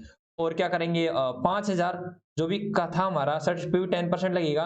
बट ये खरीदा कब था, अक्टूबर को, अक्टूबर, नवंबर, दिसंबर, जनवरी, फरवरी और मार्च, 6 महीने हुए, तो 6/12 बेटा। तो यहाँ पर कितना आ जाएगा सर, यहाँ पर आएगा 500, 500 का आधा 250 बेटा, तो आएगा 6050। कितना आ गया सर, 6050। तो मैं इसको थोड़ा सा और बढ़ा लेता हूँ, 6050 बेटा। तो जल्दी से कीजिए इसको, 6050 को, 6050। तो वहां पे बेटा क्या हो जाएगा सर, यहां से एडजस्टमेंट है, एडजस्टमेंट की ट्वाइस एंट्री होंगी सर, डुअल अकाउंटिंग सिस्टम है। तो एक बार डेप्रिसिएशन साइड आएगा, दूसरा सर फर्नीचर एंड फिटिंग में से इसको लेस कर दीजिए। तो यहां से माइनस कर देंगे बेटा, माइनस करेंगे डेप्रिसिएशन, माइनस करेंगे डेप्रिसिएशन। सर डेप्रिसिएशन कितना आ रहा है बेटा, 6050। तो इसको बाहर लिखो, 58,000 प्लस 5,000 माइनस 6050। तो ये आ गया बेटा 56,950। ठीक है, यस सर। उसके बाद चलते हैं बेटा, उसके बाद क्या रखा है, क्लोजिंग स्टॉक 40,000 की है, क्लोजिंग स्टॉक 40,000 की है, तो यहाँ पहले क्लोजिंग स्टॉक लिख दो, क्लोजिंग स्टॉक 40,000। उसके बाद हम एंट्री करते हैं, क्लोजिंग स्टॉक कितने की है, 1/13। अभी हमारे पास 17 मिनट आराम से करेंगे। ठीक है, by closing stock, by closing stock 40,000 रुपए की। और इसको भी कर दो बेटा 5,90,000 माइनस 16,000, तो ये आ जाएगा बेटा 5,74,000। ठीक है, उसके बाद बेटा आपको क्या कोई एडजस्टमेंट दे रखी है, यस। तो बेटा मैं जनरल एंट्री पे चलता हूँ, वर्किंग नोट, वर्किंग नोट में आपको एंट्री सिखाता हूँ। यहाँ पे आ जाओ, वर्किंग नोट, यहाँ डालता हूँ working note, working note number 1। Working note में आपको जनरल एंट्री करा रहा हूँ, जितनी भी एंट्री आपको क्लोजिंग स्टॉक वाली, ये लॉस बाय फायर की, लॉस बाय थेफ्ट की, सारी कर रहा हूँ। मैं कर रहा हूँ जनरल एंट्री, जनरल एंट्री के थ्रू समझ रहे हैं बेटा हम लोग। मैं डायरेक्टली भी करवा सकता था, लेकिन मैं आपको जनरल एंट्रीज के थ्रू आपको इसको समझाने का प्रयास करूंगा। इसने क्या रखा है, 40,000 था, तो लेकिन क्या रखा 20 तारीख को, मैं आपको इसमें दिखा दूं, ये सर हमें भी दिखा दीजिए, हमें भी दिखाइए और आप फिर पढ़ाइए। इसने क्या रखा है कह रखा है 20 तारीख को एक फायर हुआ जिसमें 8,000 रुपए का माल जल गया बेटा, और इंश्योरेंस कंपनी बोली कि मैं आपको पूरा पूरा पैसा दे दूंगी, ठीक है। और बेटा इस पे हमने जब खरीदा था, जब माल हमने खरीदा था तो उस पे हमने टैक्स पे किया था या नहीं किया था? यस सर, पे किया था। कितना सर? इसने दे रखा है 6%, that is 12%। CGST and SGST each 6%। तो बेटा 5-6% सीजीएसटी पे किया था और 6% एसजीएसटी। अब माल चोरी हो गया तो माल भी गया, सीजीएसटी और एसजीएसटी भी गया सर, ठीक है। ओके सर, हम क्या करेंगे बेटा, यहाँ करेंगे लॉस बाय फायर। ये एंट्री मैंने आपको 2 बार करवा रखी है, एडजस्टमेंट के चैप्टर में भी और जीएसटी के चैप्टर में भी बेटा, ठीक है। तो हम करेंगे sir loss by fire account debit. अभी देखते हैं कितना अमाउंट आएगा। To purchase account, sir purchase तो गई to purchase account, sir purchase तो गई 8,000 की, उसके साथ साथ हमारे पास से क्या गया? To input SGST, to input CGST. Sir ये दोनों भी गए। बात समझ आई या नहीं आई? जी सर, ये बात समझ आई। तो 8,000 का 6% करना बेटा, ये 480 ये दोनों भी गए। 480 ये गया और 480 बेटा ये गया। Being goods loss by fire बेटा, तो वहां कितना आ जाएगा? सही आ जाएगा क्या नाम है, 8,000 प्लस 480 प्लस 480, तो ये हो गया बेटा 8960। इंश्योरेंस कंपनी बोली कि हम पूरा पैसा आपको देंगे। बेटा एडमिट किया है क्लेम, ध्यान ना, एडमिट किया है, अभी दिया नहीं है, नॉट पेड बट एडमिट किया है कि हाँ हम एडमिट करते हैं, हाँ हम वचन देते हैं, हम आपको पैसा दे देंगे। तो अभी वचन दिया है बेटा, अभी इसको सिर्फ डेटर बनाएंगे। तो डेटर बना लो इसको। अगली एंट्री क्या होगी sir? Insurance company account debit to loss by fire account. कितना? 8960 being claim admitted by insurance company, being claim admitted by insurance company. बेटा अब इनकी एंट्री करते हैं, ध्यान सुनो, जैसे चल रहा है वैसे चलते रहिए। सर देखिए लॉस बाय फायर हुआ, लॉस बाय फायर डेबिट और loss by fire credit. Sir तो ये तो हट जाएगा, ये तो कैंसिल हो गया। यस सर, तो परचेज को अपने 8,000 से क्या करना है? डेबिट करना है, क्रेडिट करना है, परचेज को कम कर दो बेटा।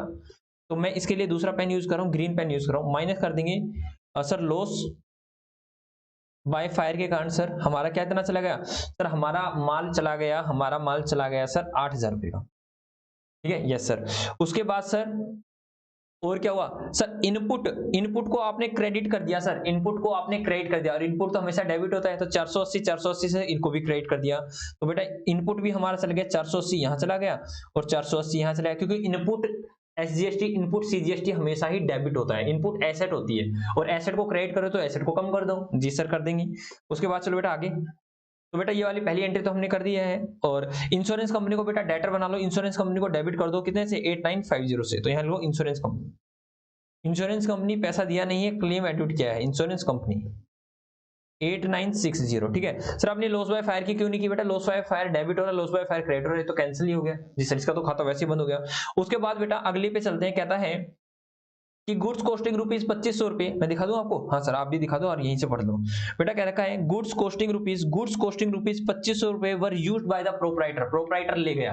बेटा जब माल को खरीदा होगा, क्या मैंने टैक्स नहीं पे किया हुआ? यस सर टैक्स पे किया हुआ। तो मैंने कहा आगे मैंने उसको फर्दर सेल नहीं किया, या सर सेल नहीं किया, पर्सनल यूज के लिए कर दिया। तो क्या करेंगे सर? देखो परचेज तो कम होगी, इनपुट भी कम होगा और ड्रॉइंग बढ़ जाएगी। यस सर, देखो बेटा ये सप्लाई की डेफिनेशन में आती है। यस सर सप्लाई की डेफिनेशन में आती है, जीएसटी में करवाया था सर। तो इस पर क्या लगेगा सर? इस पर सप्लाई की डेफिनेशन में आती है नहीं आती? सर सप्लाई की डेफिनेशन को तो छोड़ो, सप्लाई की डेफिनेशन कहती है क्या नाम है बताऊं वैसे? कहता है कि sir sale, exchange, renting, licensing, leasing, आप जो भी कुछ कर रहे हो for the business and furtherance of the business होना चाहिए, तब जीएसटी लगता है, तब आईटीसी वगैरह मिलती है। यहाँ पे तो बेटा कंजम्पशन कर रहे हैं, आईटीसी नहीं मिलेगी, ठीक है। ओके सर, आईटीसी नहीं मिलेगी तो हम क्या करेंगे बेटा? यहाँ डालेंगे दूसरी एंट्री। 2 एंट्री का नाम तो नहीं देते, हाँ ये 1 में ही चल रही थी बेटा। ये 1, ये 2 और ये 3 बेटा, ये हम 3 करवा रहे हैं। एंट्री नंबर 3 सर क्या कर रहे हैं? गुड्स लॉस, मतलब गुड्स ले लिया प्रोपराइटर ने, तो बेटा ड्रॉइंग अकाउंट डेबिट। अभी देखते हैं कितने से डेबिट होगी, लेकिन वो क्या लेके जा रहा है सर? माल लेके जा रहा है।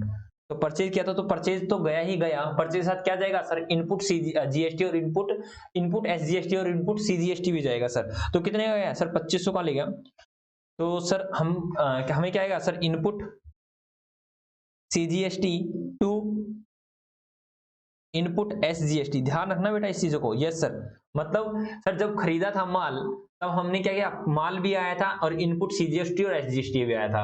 अब पर्सनल यूज के लिए लेके जा रहे हो तो सर परचेज को तो क्रेडिट करेंगे, इनपुट CGST और इनपुट SGST को भी कम करेंगे क्योंकि ये भी हमसे चला गया। मैंने कहा ना GST किसके साथ रहता है बेटा, गुड्स के साथ चिपक के चलता है, जहां जहां गुड्स वहां वहां टैक्स बेटा। यस सर, तो चलो 2500 पे कितना लग जाए सर, 2500 का 6% हो जाए 150, 150 यहाँ गया, 150 यहाँ गया, तो 150 प्लस 150 प्लस 2500, तो ड्राइंग को कितने से डेबिट कर दोगे 2800। बीइंग, ये सारी एंट्री मैंने करवा रखी है बेटा, सारी एंट्री करवा रखी है। Being goods withdraw bye personal use.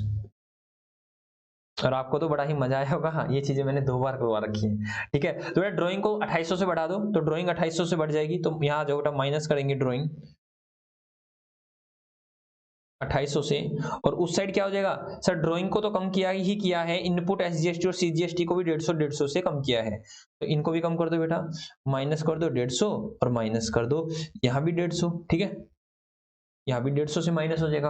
और उस साइड परचेज कितने से कम हो रही है सर, परचेज कम हो रही है हमारी 2500 से। बेटा परचेज को कम कर दो 2500 से, क्या कर देंगे माइनस, ड्राइंग किया उसने, ड्राइंग किया 2500, हर एक की डुअल एंट्री होगी बेटा, हर एक चीज की डुअल एंट्री, मतलब हमने जनरल एंट्री कर दी, जनरल एंट्री से उसकी एंट्री डालते जाओ। ठीक है, जनरल एंट्री पास कर दो और एंट्री डालते जाओ। बेटा मैंने जनरल एंट्री पास की तो मैंने क्या, ड्राइंग भी रिकॉर्ड कर दिया है मैंने, परचेज को भी कम कर दिया है, इनपुट को भी कम कर दिया है और इनपुट को भी कम कर दिया है, इनपुट SGST और CGST दोनों को कम कर दिया है।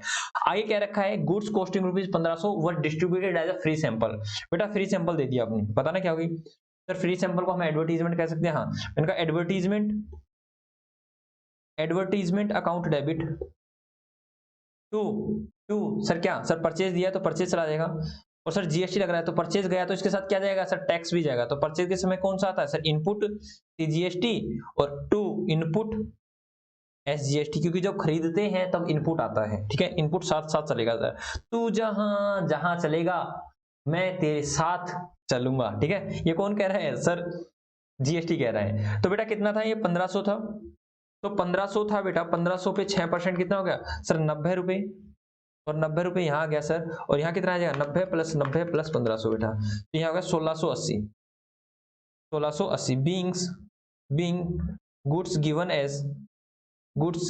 As free sample. ठीक है, सैंपल्स, तो ये होगी बेटा एंट्री आपकी। ठीक है, तो चलो हम करते हैं, एडवर्टीजमेंट को हम 1680 से दिखा देते हैं। तो एडवर्टीजमेंट कहाँ जाएगी सर, एडवर्टीजमेंट तो जाएगी प्रॉफिट एंड लॉस अकाउंट में, बीइंग एडवर्टीजमेंट अकाउंट 1680, और सर हम क्या करेंगे, परचेज को लेस कर देंगे, परचेज को लेस करेंगे सर, अभी तो नहीं आएगा, माइनस एडवर्टीजमेंट तो एडवर्टीजमेंट के लिए गुड्स कितना गया था सर, गुड्स गया था 1500 रुपए का, और GST कितना गया था, तो ऐसे ही हुआ ना। हाँ एक बार एंट्री देखो सर, देखो हमने एडवर्टीजमेंट को रिकॉर्ड कर दिया है, परचेज को रिकॉर्ड कर दिया, और इनको SGST और CGST को 90 से फिर कम कर दो क्योंकि इनको क्रेडिट कर रखा है, तो माइनस करो बेटा 90 रुपए और माइनस कर दो 90 रुपए, और बेटा ये होगी खत्म। उसके बाद कोई भी आपकी किसी भी तरह की कोई भी एडजस्टमेंट नहीं है, हमने सारी एडजस्टमेंट डाल दी है, देख लो बेटा सारी एडजस्टमेंट हमने डाल दी। चलो अब अकाउंट्स को बंद करते हैं बेटा, अकाउंट्स को बंद करते हैं। तो चलो सबसे पहले हमारी बारी आती है ट्रेडिंग अकाउंट की, तो यहाँ पे 2,92,000 में से माइनस कर दो 8,000, माइनस कर दो 2500, माइनस कर दो बेटा 1500, तो यहाँ पे आया 2,80,000। कितना आया सर, यहाँ आया 2,80,000, 2,80,000। तो चलो बेटा इसको टोटल देखते हैं कितना, 5,74,000 प्लस 40,000, तो ये आ जाएगा बेटा 6,14,000, 6,14,000 बेटा, माइनस कर देंगे 20,000, माइनस 2,80,000, माइनस कर देंगे 34,000, तो ये आया 2,80,000, ये आया 2,80,000, यहाँ भी 2,80,000 था, यहाँ भी टू ग्रोस प्रॉफिट। ठीक है, ये बैलेंसिंग फिगर आ जाएगा, और यहाँ आ जाएगा बाय ग्रोस प्रॉफिट बेटा, बाय ग्रोस प्रॉफिट कितना 2,80,000। तो चलो इसको भी नेट प्रॉफिट निकाल लेते हैं, नेट प्रॉफिट कितना आएगा 2,80,000 प्लस 19,000, ये हो गया बेटा 2,99,000, 2,99,000। ये हमने कुछ ज्यादा बड़ा नहीं बना दिया, तो इसको थोड़ा छोटा कर दें, 2,99,000।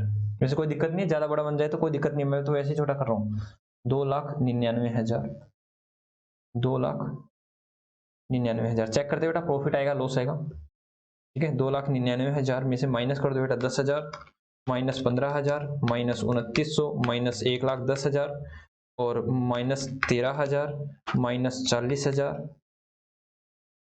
Minus 6050, minus 1680।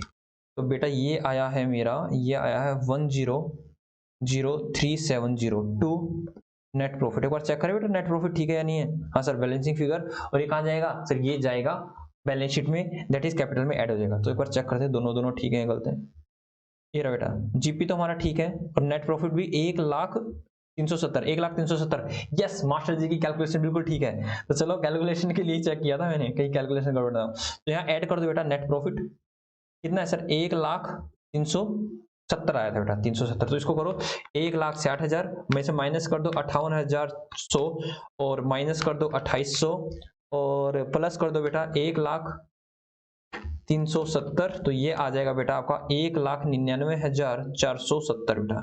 1,99,470 में हम क्या करेंगे, ऐड कर देंगे, क्या ऐड कर देंगे बेटा 1,35,000, 1,35,000। तो ये आ गया बेटा 3,34,470। चेक करें बैलेंस शीट, 1,34,470, 1,34,470 सर ठीक है 1,34,000। भगवान से दुआ करो, हे भगवान, हे भगवान इसको भी मिला दे, 3,34,470 ला दे। प्रे करो बेटा भगवान से, हे भगवान कर दे ऐसा, ठीक है। तो बेटा हमने सबका बैलेंस निकाल रखा था, एक बार इनपुट का निकालो। 8,000 माइनस 5,000 माइनस 480 माइनस 150 और माइनस 90, दोनों का सेम ही आएगा बेटा 2280। इसका भी 2280 आएगा, सेम को आप लेस कर देती है सर 2280, और ये सेम रहता है इनपुट और क्या नाम SGST CGST 6 है तो सब कुछ बराबर ही चलता है, ठीक है। और अभी भी चल ही रहा होगा। तो बेटा करो 16,000 plus 56,950 plus 18,000 plus 1,90,000 plus 2,280 plus 2,280 plus 40,000। उसके बाद कुछ है, यस सर 40,000 के बाद है 8,960। तो ये आ गया बेटा 3,34,470, करेक्ट है बेटा, ठीक है। तो ये हमारा क्वेश्चन था, पूरा क्वेश्चन करवाया। जो भी जीएसटी है, जीएसटी में मैंने ज्यादा क्या नाम है रिस्क नहीं लिया। मैंने आपको जो चीज मैंने जीएसटी क्लास में करवा रखी थी उसको मैंने दोबारा से आपको एडजस्टमेंट में करवाया, और सारी चीजें मैंने दोबारा से आपको समझाने की कोशिश की बेटा, ठीक है। जीएसटी इसीलिए मैंने कहा था कि जीएसटी का लेक्चर बड़ा इंपॉर्टेंट रहने वाला है, इसलिए मैंने जीएसटी पहले अपलोड किया, यस सर। तो बेटा जिसका क्वेश्चन ये नहीं हुआ, टाइम है अपने पास, नहीं समय नहीं है, हम कल ही करेंगे अब, ठीक है। आज की 1.5 घंटे की क्लास कंप्लीट हो चुकी है, कल हम क्वेश्चन करेंगे, ज्यादा से ज्यादा मैं क्वेश्चन करवाने की कोशिश करूंगा। हालांकि 10 तक मैंने करवा दिया, उससे पहले करवाया, क्वेश्चन 24 ही है। मैं करूंगा कल 4-5 जितने भी मुझसे होते हैं, 4 होते हैं, 5 होते हैं, 6 क्वेश्चन होते हैं, मैं टिक करके ले आऊंगा कि किन क्वेश्चन में आप लोगों का डाउट आ सकता है। जय जय श्री राधे। तो एक बार मास्टर जी गायब हो जाते हैं और आप जल्दी से इसको लिख लीजिए बेटा, ये लो, जिसका जो रहता है वो लिख लीजिए। मैं ट्रेडिंग अकाउंट हटा रहा हूँ, तो बेटा प्रॉफिट एंड लॉस अकाउंट बेटा जो आपका रहता है उसको जल्दी से लिख लीजिए। 1 2 3 4 5। अब मैं आता हूँ बेटा बैलेंस शीट पर, ये लो बेटा बैलेंस शीट, 5 तक काउंट कर रहा हूँ, जो आपका रहता है वो लिख लीजिए। 1 2 3 4 5 बेटा 5 तक काउंटिंग होगी है मेरी। अब लो बेटा ये आपको जो भी एंट्री है, ये हालांकि मैंने एंट्री आपको करवा रखी है, बट मैंने फिर भी एंट्री से आपको समझाने की कोशिश की कि बच्चे को एंट्री आनी चाहिए, और एंट्री से ही मैंने पोस्टिंग कर रखी है। ये लो बेटा एडवर्टीजमेंट वाली भी होगी है, और मैं अब आ जाता हूँ आप लोगों के सामने। तो बेटा आज की क्लास हम यहीं तक करते हैं, और कल हमारी लास्ट क्लास होने वाली है फाइनेंशियल स्टेटमेंट विद एडजस्टमेंट पे। एंड होपिंग आप लोगों को ये क्लासेस बड़ी अच्छे से समझ में आ रही होंगी और बड़े अच्छे से कर पा रहे हो। बेटा मेहनत कीजिए, ठीक है। आपको मैं जो क्वेश्चन देता हूँ उस क्वेश्चन को आप सोल्व कीजिए बेटा, ठीक है। लैकिंग मत करना। जो बच्चा अच्छे से मेरी क्लासेस देख रहा है, 1 by 1 क्लासेस देख रहा है, और जो मैं होमवर्क दे रहा हूँ वो बच्चा कर रहा है, और जो मैं करवा रहा हूँ उसको एक बार गो थ्रू जरूर कर रहा है, तो मैं कहता हूँ अकाउंट आपके हाथ में होगा बेटा। लोग सोचते हैं, आप देखना क्लास में बेटा, मैं खुद भयभीत था अकाउंट से। जब मैं 11th क्लास में था ना, अकाउंट से भयभीत था, अकाउंट की और मेरी कभी बनती नहीं थी। बताया तो मैंने आपको कितनी बार, अकाउंट्स का पीरियड होता था, मैथ का पीरियड होता था सेम। एक ही अकेला बच्चा जिसके पास अकाउंट्स भी था, मैथ भी था, बाकी बच्चों ने तो इकोनॉमिक्स ले रखी थी। तो मैथ्स का पीरियड होता था, मैथ्स हम अटेंड करते थे। आपने देख लिया गणित में हमारे कितनी रामायण महाभारत है, हाँ सर अकाउंट्स ही ले लेते। तो मैं मैथमेटिक्स में जाता था, अकाउंट्स का पीरियड छोड़ता था। जो बच्चा अकाउंट्स का पीरियड डेली छोड़ेगा क्लास में, कोई प्राइवेट ट्यूशन नहीं था मेरा उस समय, 11th क्लास में मेरा कोई ट्यूशन नहीं था, तो कुछ बेटा समझ में नहीं आया था। जब हम कर सकते हैं तो आप तो क्लास लेके बड़े अच्छे से कर सकते हो। इसलिए मैं कह रहा हूँ कि अकाउंट वास्तव में बहुत ज़्यादा ईज़ी है, बहुत ज़्यादा ईज़ी है, लेकिन उसकी प्रैक्टिस करनी बहुत ज़रूरी है। प्रैक्टिस नहीं करोगे ना, तो बेटा छोटी से छोटी चीज़ें बहुत बड़ी लगने लग जाती हैं। और मैंने कहा 11th क्लास का अकाउंट बहुत ज़्यादा वास्ट है बेटा, बहुत बड़ा है। 12th के कंपैरिजन में मैं कहता हूँ 11th का बहुत वास्ट है, 11th का बहुत बड़ा है, और 11th में बहुत ज़्यादा नॉलेज है बेटा। 12th में तो टेक्निकल चीज़ें करोगे, 11th में बहुत ज़्यादा नॉलेज है। टेक्निकल चीज़ें भी कम नहीं है 11th में, बेटा बड़ी-बड़ी टेक्निकल चीज़ें हैं। तो होपिंग सो कि आप लोगों को जो मैं करवा रहा हूँ, आप बड़े ही शिद्दत से उसको कर पा रहे हो और डेली होमवर्क कर रहे हो, ठीक है? ये आपका दोस्त, ये आपका छोटा या बड़ा भाई, ये आपका गुरु आपसे कह रहा है, तो ठीक है? और गुरु की माननी चाहिए और दोस्त की भी माननी चाहिए और छोटे बड़े भाई की भी माननी चाहिए, ठीक है? कोई तो नाता मेरे साथ आप निभाओ, ठीक है दोस्तों? यस, आपका दोस्त भी हूँ मैं, फ्रेंड भी हूँ, ठीक है? तो बड़े ही अच्छे से पढ़ाई कीजिए बेटा, ठीक है? कुछ आपके डाउट्स आते हैं तो आप हमें क्या नाम है मैसेज वगैरह कर सकते हो। हालाँकि मैं बहुत जल्द आपके के डाउट्स के सॉल्यूशन के लिए भी मैं कुछ ना कुछ प्रबंध करने वाला हूँ, कुछ ना कुछ आइडिया लेके आने आने वाला हूँ। हालाँकि मैं मोस्टली क्वेश्चन आपको करवा ही देता हूँ बेटा, आई होप सो आपके डाउट्स आने ही नहीं चाहिए, ठीक है? फिर भी अगर आते हैं तो उसके लिए भी हम कुछ ना कुछ सॉल्यूशन कर रहे हैं कि हम अपना क्या करें, टेलीग्राम ग्रुप को बहुत बड़ा कर रहे हैं, वहाँ पर आप अपने डाउट्स को छोड़ना और वहाँ पे डाउट्स को हम सोल्व करेंगे। अभी तो एक ऐसा टेलीग्राम बना रखा है जिसमें आप लोग मुझसे मतलब वहाँ पे मैं मैसेज कर सकता हूँ, but very soon we are creating a group where we all students and teacher and that is my self also participating in that group. बच्चा क्वेरी डालेगा और कोई दूसरा बच्चा उसको देखेगा तो उसका सोल्यूशन देगा, ठीक है? नहीं हो पाता तो मैं देखूंगा तो मैं उस क्वेरी का जवाब दूंगा या फिर लाइव क्लास में मैं आप लोगों को बता दूंगा, ठीक है? ओके बेटा, राधे राधे, राधे रानी कृपा हम सभी पर यूं ही बनी रही। इन्हीं मनोकामनाओं के साथ जाते हैं, tata bye bye, again happy Basant Panchami बेटा आप लोगों को, ठीक है? Yes sir. Okay tata bye bye.